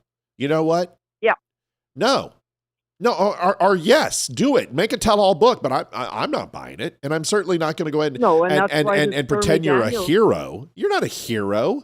You're an opportunist. You're just like Marjorie Taylor Greene. That's why she's defending you, and other people won't touch it. And Stormy Daniels and all the rest of the whatever. Like, have you seen her? No, yeah. I wouldn't touch her with JD's penis. Well, I wouldn't have touched her like 9,000 years ago if I was gay, but yeah, me neither, Mel. Wink, wink. No, but saying whatever, it's like as girls, you make your own choice in life. Right. Going, okay, this is what I need to do. Right. And whatever, and that, but you have to suffer the consequences. And if you can't live with your conscience after that's on you. That sucks to be you. Yeah, it does. Really? And it's not me defending Jeffrey Epstein. Jeffrey Epstein was a pig. But I've known a lot of pigs. I've known a lot of pigs. Because listen. This guy was a sexual being in deviant. the sailor industry. Yep, he had thousands of hours and thousands of gigabytes and terabytes of child porn. This guy was a complete demonstrable piece of shite and deserved death. Good. Well, that's done. He's dead now. Now let's talk about the rest. Did he actually traffic underage women and have sex with them or give them to other people? It's a very, very... Okay, they have made this guy sound like William Wallace. They have turned him into an 11-foot person with a giant bastard sword, the size of a freaking lance, with lightning bolts coming out of his ass. And, this is what they do back in the day when you didn't have internet, you didn't have photos, is that they'd make these grandiose, Rob Roy, for example, they'd make these grandiose tales of these people to scare the opposing armies. And they've turned Jeffrey Epstein into literally Satan himself. He is the worst. Everything that was wrong with the world, Jeffrey Epstein is responsible for. And that is a dangerous thing, because when you cannot prosecute the devil, you blame compliance. You blame nefarious underdealings versus the fact of maybe you guys made this sound like the crib key and the enigma and the code breaker to all sin and evil in the world and castigated all of that onto him. And maybe that was a giant mistake. Maybe it's bigger than that. Maybe it wasn't just Jeffrey Epstein. Maybe there is a very large underbelly where child trafficking is a real and prominent thing. And there's not one mastermind. It is opportunistic people who prey on young people in order to make a living. And every single one of them need to be taken out. Well, child prostitution has been an ongoing thing for forever. And if you look at certain countries in the world, they don't think that a child that's under the age of 50, whatever, is not of the age of consent. If they're bleeding, they're game. And that's wrong. That's I know horrible. I know you've been to Manila. Yeah, I've been to Thailand, been to Manila, been to Philippines. Yep. Certain other countries, whatever, and they traffic their own kids. So, like, when I came back off of a number of trips and whatever, after seeing that, and I have two girls, and I'm like, little girls, I'm like, holy shit. Yep. And I ran interference in one of the clubs because I went with the guys or whatever. And the Mama Shawn, she was pissed at me because I got up on this and I danced a bit, and the girls were like, "Oh, you're not one of our like whatever," and we were having fun. And Mama Shawn had me thrown out because I'd love to have seen that girls video. were like, that would have been hilarious. Would love to. oh yeah, it was priceless. But it was like I felt so sorry for them parading these little girls on the stage in these little tiny bikinis, no boobs, no whatever. Oh, it's horrible. It's they're horrible. It's so horrible. young. Horrible. And I come home and I'm like, I cringed. I hugged my girls and went, I will never let that happen to you. Like whatever. Right. But I went to several other countries and it's all still the same. And I'm like, wow. Well, this is why I never wanted on shore leave in the Philippines and Manila and Thailand, because it just didn't interest me. We would basically stay around the vessel and we wouldn't go into town propers because it was just shit. Hey, Mel, I'm going to let you go. I love you. Happy Thanksgiving. You betcha. I love you too. And we'll talk to you soon, kid. Thanks for calling me. You betcha. All righty. Cheers. Bye. Cheers. Bye. All right. So here's the Tucker Carlson video. We've got to cover this. I want to get this done because we're running out of time. And I just want you to listen to Shawn Ryan in this. And the Republican Party, which is almost to the point where it's just useless, and I'm going to have to oppose it because I hate them too much, but because they're such betrayers. But anyway, in the Republican Party, it's like, you a socialist? Are you from Mamdani? No, not really a socialist. Just, I don't want any more dollar stores. I don't want high density housing in my neighborhood. I don't want any more fucking strip malls that nobody goes to. No more karate studios and vape shops. Like, how about no? Ooh, you socialist? You don't believe in the free market because you bribed a fucking county commissioner to build more garbage? You don't even live here? Mm-hmm. In a normal society, we'd like burn your strip mall down. So you can't do that here.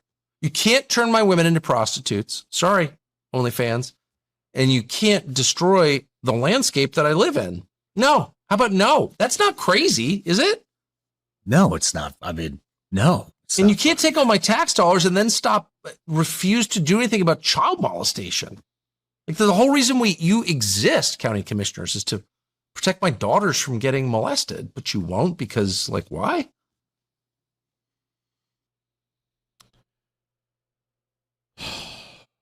I feel for Shawn Ryan. Because Shawn is good at so many things. But when someone like Tucker Carlson comes into the room, he has an opportunity to steal the oxygen. I watched the interview. And Shawn is an excellent interviewer. But how do you disagree with that? Well, of course I don't want strip malls. Of course I don't want vape stores. But free market capitalism is a good thing, and socialism isn't going to make it any better for people not having to sell their bodies or be a victim of rape or crime. In fact, it's absolutely the opposite. Capitalism has flaws. And instead of working on solutions, this is where Tucker's correct, politicians just accept the status quo as incremental growth or incremental success is good enough to somehow overcompensate vast failures. And it's not. I mean, I'm with Tucker Carlson. I mean, I can't disagree with what he said. But for him to say that Mamdani is going to be able to even remotely scratch that itch is a ridiculous notion. In fact, cashless bail, less police, more crime, progressive DAs, rehabilitation programs, or allowing criminals of lower quality felonies and high misdemeanors to go free simply because there's not enough. Wow, no, that's not the answer. And I'm not saying Tucker, that's just as disingenuous as what Tucker just did. I'm not saying Tucker's saying that. But you're making false equivalencies. What you're saying is, no, because I don't lambast and tear down Mamdani, that therefore I'm a socialist. No, that's not what we're saying. But you, in the same breath, went ahead and just completely trashed the free market. You trashed conservative values. And instead of saying that my party is being led by charlatans and the values of the Republican conservative is strong and worth fighting for, You're just like Marjorie Taylor Greene. I'm just going to quit and oppose them. I'm going to create another party. That's not going to do any good. You're just going to put Democrats in office for the rest of your life. Look what happened to Ross Perot. Oh, and then Tucker would come back and say, oh, so we shouldn't try? No, you're the one who's saying you shouldn't try. It's not me. I'm saying you should try. If conservatism is truly what we value, and we truly believe that family values Christianity, that God, that strong borders and a strong military defense, that we don't need to be the world's police, but we do need to be the world's judge. We most certainly do, because we are the guiding light on the hill. We're it. We're the last place for bastion of freedom in the entire world. And if anyone thinks that that's not true, simply look at what's going on in Europe. Look what's going on in China and Russia. I mean, just because Tucker Carlson goes into a grocery store doesn't mean that things are okay. So I challenge Tucker on this. And if he was here, I would say, so what, we give up on conservatism? Oh, we give up on conservatism? Because that's what he would do. And I would be like, well, why are you acting like a fucking 2-year-old? You just said we should why are you pretending that somehow I'm saying that? You're the one that said you should, that they're worthless, that they don't do anything, that Republicans are horrible, that you should oppose them. Well, if you oppose Republicans and you oppose the GOP and you oppose conservative values, what's the opposite of the free market and capitalism? State-controlled government? Redistribution? Equity and inclusion? What are you looking for? Oh, libertarian policies, of course. Oh, so all drugs should be on the street, unmolested? There should be no semblance of government oversight around the world, that we shouldn't uphold our military bases in order to have peace through strength. So although I agree with Tucker's premise, the conclusion that these are the things responsible for what happens is that child sex trafficking happens because of Republicans is a stupid argument. Because the last time I checked, the powers of the state and the Senate aren't to hold people accountable. It's a local magistrate. It's a local police. It's your local DAs. It's your city council. It's your judges. It's the state government that's responsible. So why don't you go after those people?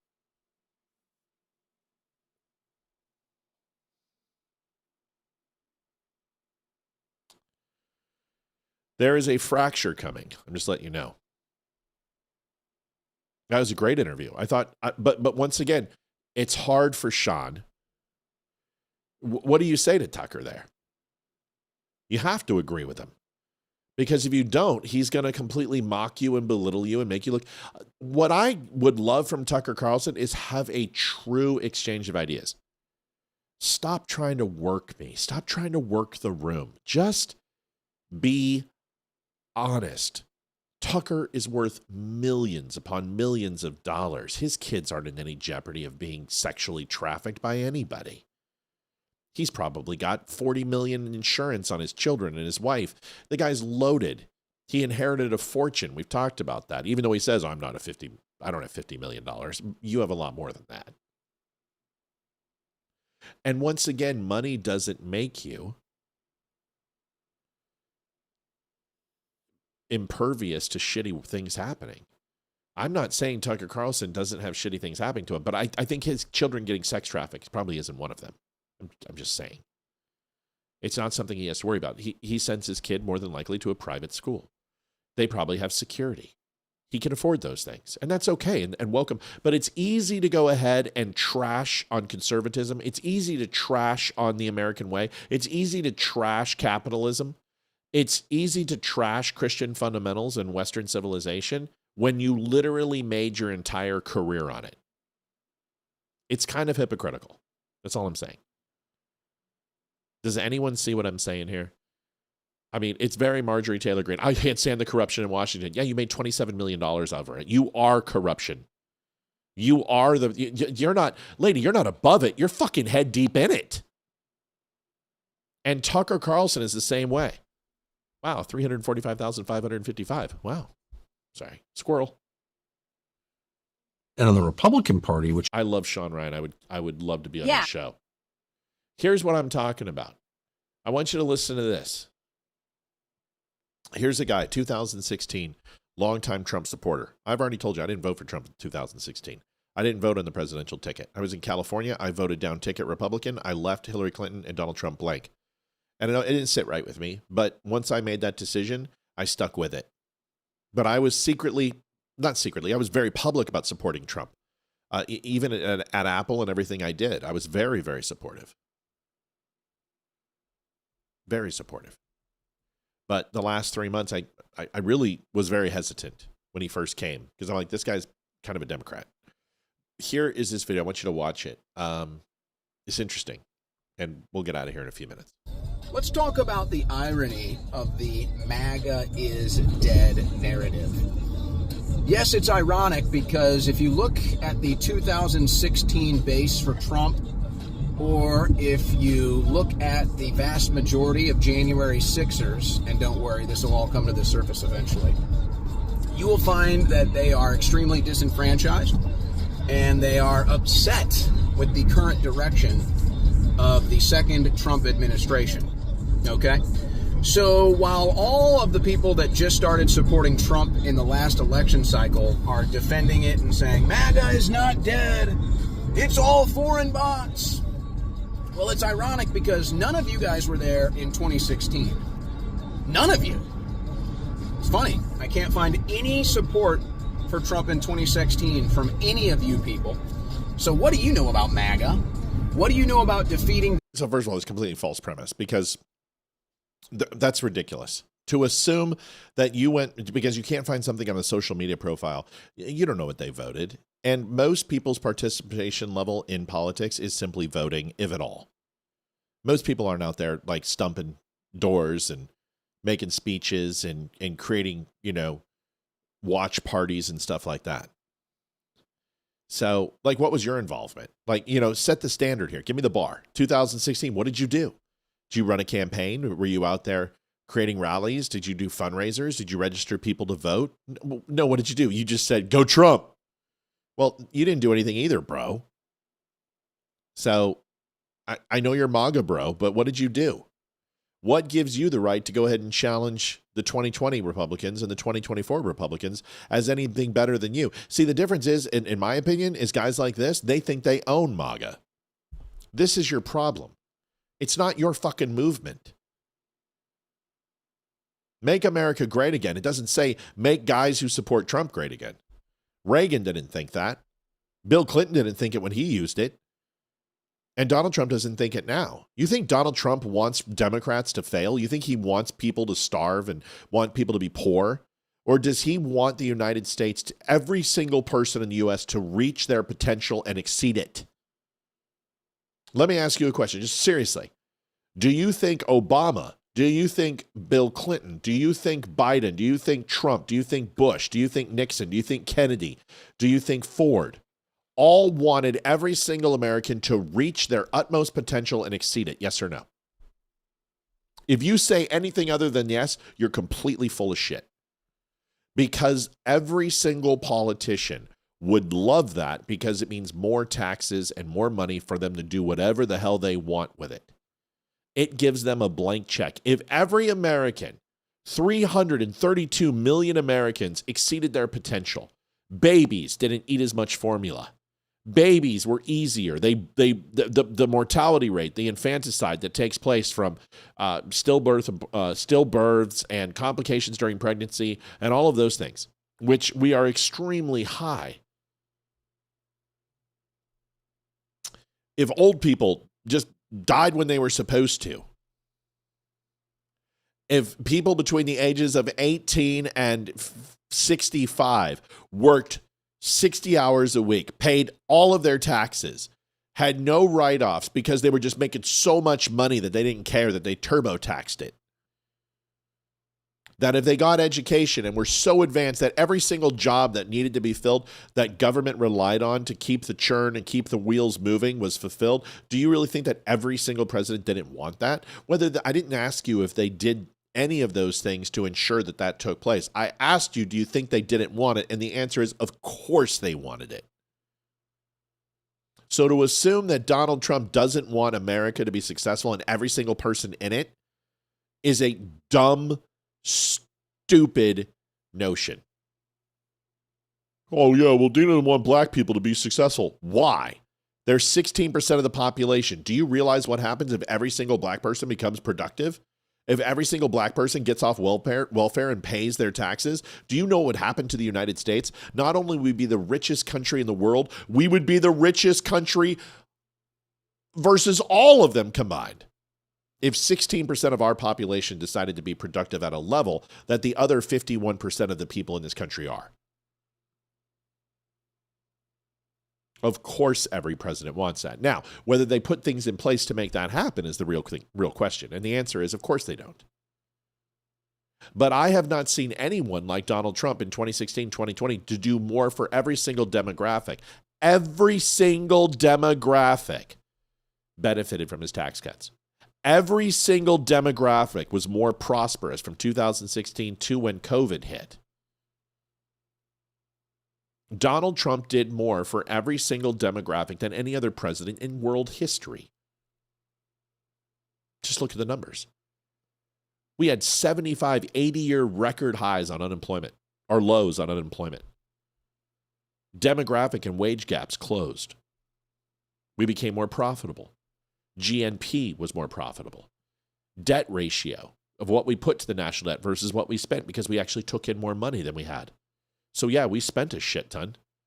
There's no doubt COVID killed us. But if you look from 2016 and look till 2019, from March of 2020 till 2016, and look, 2017, January 21, when he took over, and look at those numbers, it was one of the best freaking economies we've ever seen in our lives. What happened? Well, COVID happened. And so did $9.2 trillion over both of them, from Biden to Trump. Of course, every president wants every American to be great again. So for him to sit here and be like, oh, well, you weren't here, so therefore, who gives a shit? So nobody can come under your tent later? You got to be in for the long haul? You got to be there since the beginning? Neocon conservative establishment to get Trump across the finish line in 2016. You know nothing. You're probably unaware that it even happened, which is why you're so confused at this split in Trump's support. You see, we already went through this with you guys. We already defeated the right-wing neocon establishment in 2016 when you guys were all against Trump to win the primaries and ultimately the election. Against all odds, by the way. But you know what? The even greater irony, perhaps, is that when you guys are declaring that the MAGA is dead narrative is coming from all foreign bots, which is not true, the irony is that the only reason why you guys support MAGA now is because it's prioritizing a foreign country. Anyway, hope this helps. It doesn't help. It was a complete stupid, ridiculous statement, and it's like most people like Jake Shields and this douche plow is that your myopic viewpoints and your petulance doesn't help your argument. This doesn't help. Help what? What did he say? Most of these guys do not know what a neoconservative is. They have no concept what a neoconservative is. What? What did he say?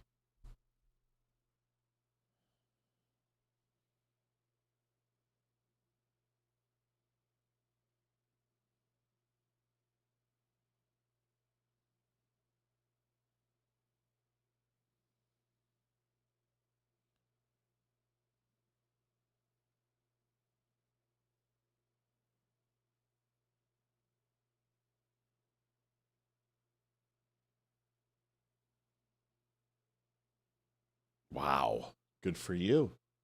Pound it. Middle of watching Wicked. Good. I'll be out. I'll be off in a minute. I'll tell everybody what happened. Oh my god. So Governor Youngkin wrote Hayden back. So and myself. So had some nice things to say, and looking forward to the podcast and some other things. So we're going to find out. We'll see. Good for her. It's a scary thing she's to very name excited. names, but I. Let's see. What else do I got for you guys? So speaking of Shawn Ryan, who I really like Shawn. I don't know if I'd ever go on his show. Can I be honest? I don't think first of all he would ever invite me. But I don't know if I'd ever go on Shawn Ryan's show.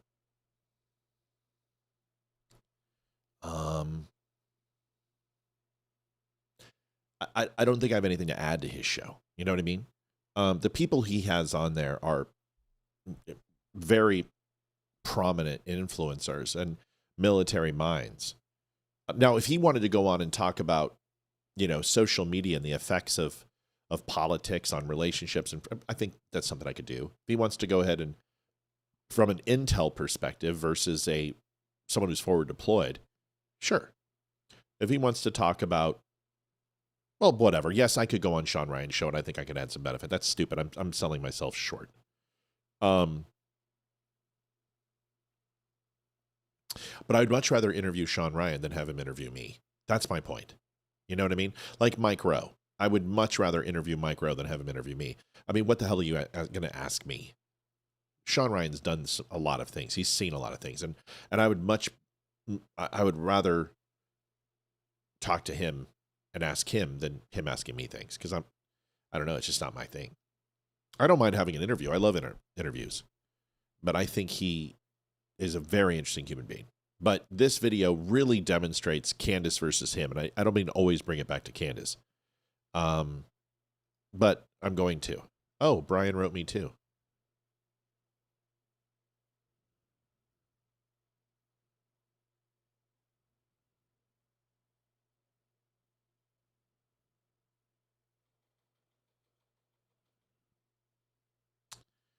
That's great. They're going to reach out to Hayden for some of her stances on women in sports and abortion. And she's very, very, very interested.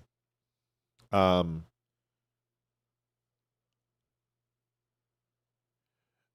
see, you guys, when we sit here and say, interview him, Matt, it's not that easy. Okay. If you guys want to get in touch with me, it's real simple. Go to the website, you send me an email, and I get back to you. But if I had 100,000 people watching my show, there's no way I could do that.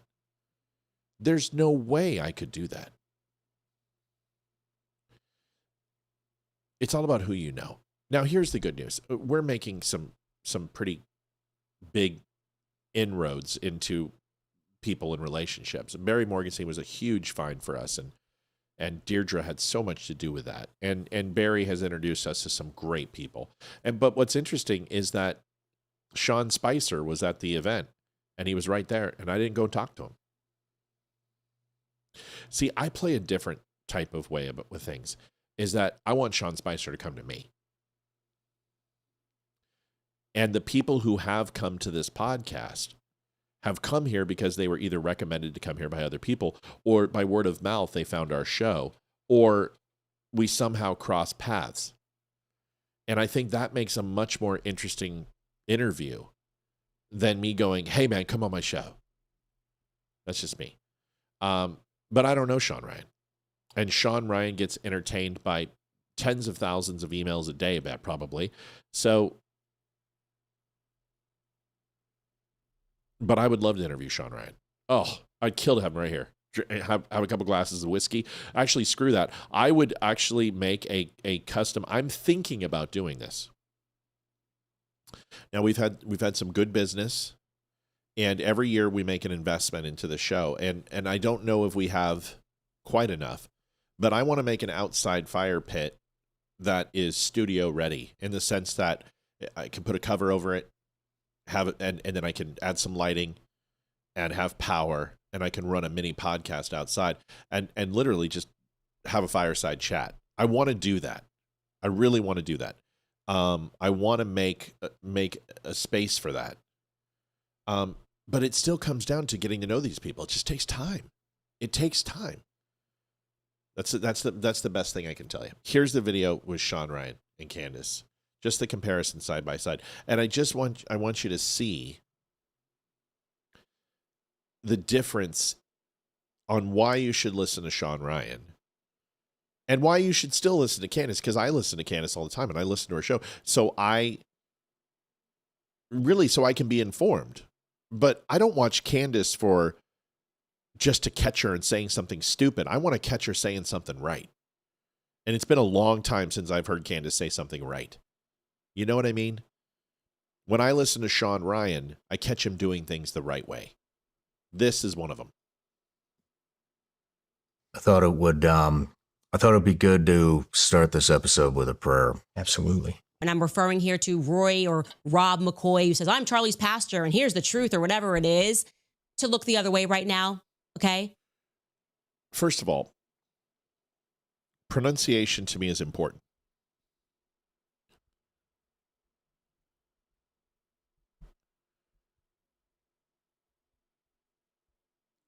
Why do you call him a pastor?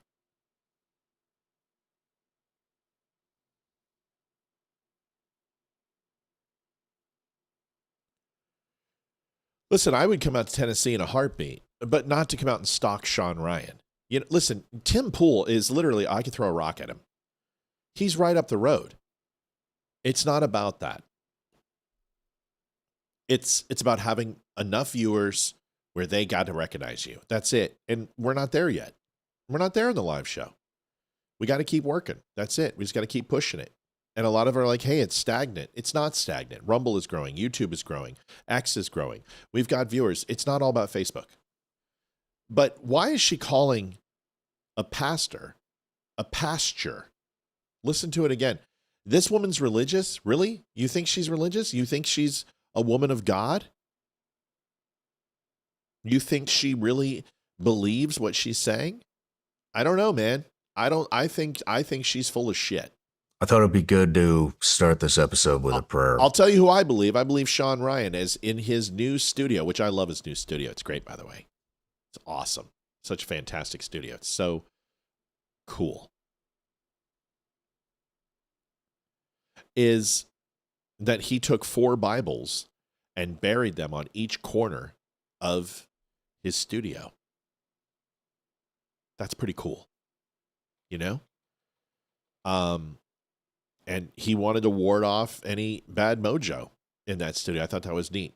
But this is great. But anyway, here's the rest of it. Sorry. Absolutely. And I'm referring here to Roy or Rob McCoy, who says, I'm Charlie's pastor, and here's the truth, or whatever it is, to look the other way right now, okay? You're not going to tell me that I have to feel too bad to investigate who shot my friend. Jesus, I just want to thank you for having Brian here today. And we have just a couple of goals today with this interview, and that we ask that you be here with us in this interview. Believed. So why don't you focus on being more honest as a pastor and giving as much information as you can possibly provide so that we can continue this investigation? If you can't do this, I'm going to have to ask for your silence. Okay? Be quiet. Just want to bring some answers to unanswered questions here today. This is what Charlie's pastor passed around to all of the people that were intimidating Charlie leading up to his death. And we also just want to pray for Charlie and his family. And we hope that this rise in political violence comes to an end. I hope that Charlie would have been the sort of friend that I'm being. Amen. Amen. Thank you. My pleasure. I believe in that. Power of prayer is unbelievable. Me too. I've received prayers from people from all over. I'm sorry, there is a very big difference between those two. And I just can't abide by it. And so let me get this straight. She's the only one that can ask questions. She's the only one that can love Charlie. This woman is a paranoid, schizophrenic, narcissist personality, borderline suffering from bipolar disorder. She is one of the most insane women I have ever encountered in my life. Stephen Pilgrim, subscribe. Thank you, Stephen. Nice to see YouTube growing. I don't do this to harm her. I don't do this to, she's knucking futs. And this is someone who is, I am a clinical expert in crazy women, because my mother was absolutely the most insane woman you have ever met in your life. Completely just compulsory insane. So the only people who can love Charlie is Candace. The world. And she's the only one that can mourn him. She's the only one that can care about him. I know we talk a lot about Candace, but I'm upset. I don't think someone like that should have the #1 podcast in the world. Not because she hasn't earned viewers, not because because she's trading on his name.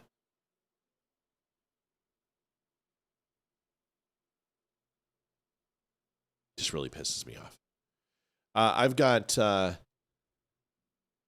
going to save this for Olivia for Friday night. There's a few things I want to save for Olivia. It's important to me because she brought some of these and they're really, really good.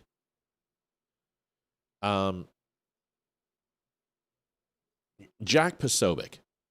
I've covered some things about Jack Posobiec, and I like Jack. I don't dislike Jack at all. I think he says shit that's just like most people. It's weird, off the cuff, but some people find what I say is weird and off the cuff, and that's cool. Oh, I forgot to show you guys one thing. I can't show you. I don't have the camera angle for it. But do you see that I had my two pistols, my two Navy pistols here? They're now pointing down. I think I might be able to show you some of it. Oh, you know what I can do? Hold on. Let me see if my camera.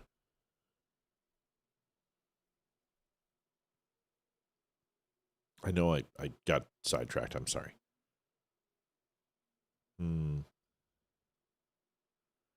Oh, it's not connected. I'll take a picture of it. The point is, Mike, my good friend, brought me two Army pistols, 44s, old school revolver 44s that are up on the Civil War wall. So I could show you guys that. You know what I could do? I could do this real quick. And then I got to go.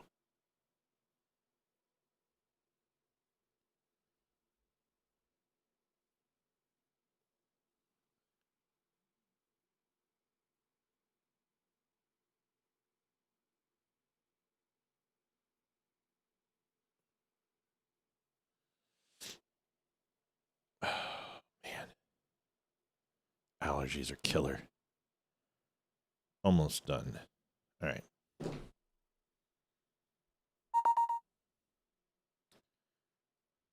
So there you go. So you can see the Navy Colts are back to back on the right hand side there, and then the two Army Colts pistols are here. Isn't that great? Isn't that cool? So we got to figure out how to get the full backdrop, and it's going to be a new camera and a wide angle lens. I don't know. I got to do it at some point. Isn't that neat? And I'm just at breakfast this morning. He hands me a plastic bag wrapped in old newspaper. I'm like, and I grab him and I'm like, I could feel him. And I'm like, oh, is this what I think it is? Feel the hammer and feel the handle. I'm like, oh my God. These Navy Colt pistols. He's like, not Navy, Army. I'm like, whatever. He's an Army guy. Love that man. So the guy's giving me a Saber, an M1 Garand, and two Navy pistols. The guy's just such a cool friend. I love that man. All right, here's Jack Posobiec. He gets hit up on the street. I just want you to see what we've become as people. It's just, I would never treat another human being like this. Listen, I can be a dick. There is no doubt about it. I can be a real jerk. But I would never treat another human being like this. I unless they purposely tried to harm me. You know what I mean? Here's the video. Watch this. Excuse us. Jack, how can you avoid all this evidence about the second shooter? The book, Bulletproof, didn't mention anything about the trajectory. Oh, you didn't read the book yet. Why are you lying? Did you talk about the second shooter? Why are you lying? Why are you going to come up to me and lie to me in the street like that? You shouldn't be a liar. Speaking about the evidence you that shouldn't they be a liar. I altered. gave an interview just on it. If you're going to come up and make accusations, you should do your I asked homework. you why you haven't been talking about the second shooter. Why do you know that I haven't said that?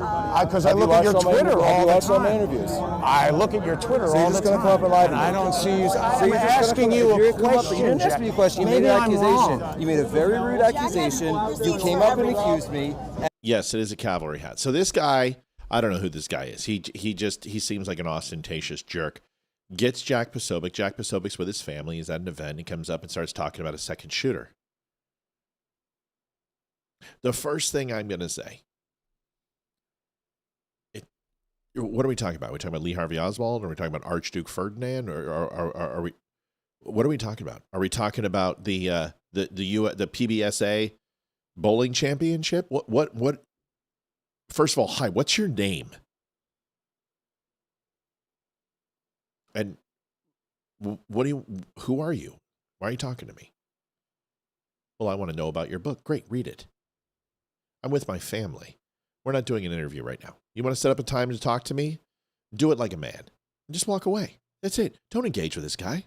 Don't get involved. This is what he wants. He wants to literally have a pugilistic conversation with you where there is no winner. He already has his mind made up. There's no benefit for this. I don't understand why we have to be so machismo in men, where it used to be that we couldn't turn away from a fight. Now you can't turn away from a conversation. Sure, you can do that. You're a pussy. Okay, that's fine. I'm a pussy? You want to throw blows? Let's go around the corner. Let's talk like men. You want to go do that? Okay, well then me walking away from a conversation does not establish my level of being a pussy or not being a pussy. I'm with my family. I don't want to talk to you right now. That's it. Leave me alone. I'm secure enough to know that I don't have to validate your bullshit. What second shooter? What are you talking about? Just because I won't go ahead and condone a conversation into your paranoia and your complete, delusion doesn't mean that I'm less of a human being. It means that I'm above your pay grade intellectually and in every other way. You're out here hounding clicks. And instead you seem angry, Jack. Yeah, because you're a liar. I'm not a liar. I might be incorrect. I'm not a liar, you fuck. I might be incorrect. Yeah, because you're an asshole, Jack. Now you're cursing again. Oh, now I'm cursing. Why do you come up to me in the street? You don't say hi. You stick a camera in my face. Because you were running away from me. I came to talk to you, and I was trying to be polite. But when I could see you notice me and walk away, when you have friends, you know what, Jack? I think people know that you are a liar. Keep cursing. You liar. People know that you're a liar. You're the liar. Keep Listen, I'm not above it. I'm not going to say that I haven't gotten in some sort of argument like that with a person before. I've done it on the show. But there's a difference when you do it when you're in control and out of control. And Jack Posobiec is letting this guy win. Do you know what happens if you just turn around and ignore him?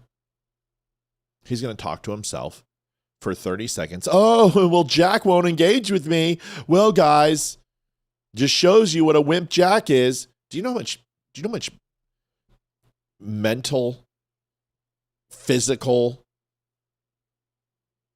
discipline it takes to ignore someone heckling you?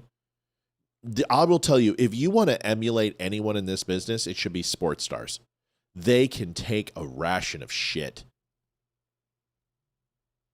They can take a level of absolute abuse and just completely stare right through you. Pitchers can just turn it off. There's a movie called For the Love of the Game and Clear the Mechanism. And they are amazing at it. And it's just them and that batter. They're not, can't hear the jeering and the cursing and the other. You've got to find a way to do that. And Jack Posobiec he's a smart guy. He should not be even engaging. Who are you again? Do you have a business card? Okay, I'm going to call you tomorrow, but I'm not going to talk to you right now. We're not having this conversation. I don't owe you anything. There's no money in it. That's something PPD would do. There's no money in this. We're not having this conversation. Want to come on my show? You want me to come on yours? That's where we go. That's our arena, not here. Have some couth. This isn't a red carpet event. I'm under no obligation. I'm not being paid by my producers or publication to sit here and engage with you in conversation. You got $100? I'll give you 5 minutes. Give me $100 cash. That's what my time's worth. What's your time worth? Just end that conversation. But instead, they go on for 5 minutes. And he gives this little twerp everything he wants. I don't know, man. Just thicker skin, I guess. Now, there are times when I don't have the thickest of skin. There's no doubt about it. I'm not sitting here and saying that, oh, I'm better than Jack. What I'm saying is when a camera goes on, we have this fight or flight mechanism, and everybody tends to fight, pull out their own camera. You know, hey guys, what's going on? Nice to see you on camera. How are you? Tucker Carlson does it best. Whenever he gets that, he's just like, hey, how you guys doing? Dude, hi, these are your viewers. What's up? Who are we talking to? Hey, man, I want to talk to you about your book. No, fuck, I don't want to talk about my book. I want to talk about your viewers. Who's watching? How many viewers you got? 1,000? 10,000? 100,000? How did you get 100,000 viewers? What? Were you on Instagram? What? I'm going to follow you. What's your Instagram? Can you imagine if Jack Posobiec did that? This guy, what was this guy going to say? Hey, I want to talk about the second shooter. I don't want to talk about the second shooter. I'm trying to get where are you at? What's your channel?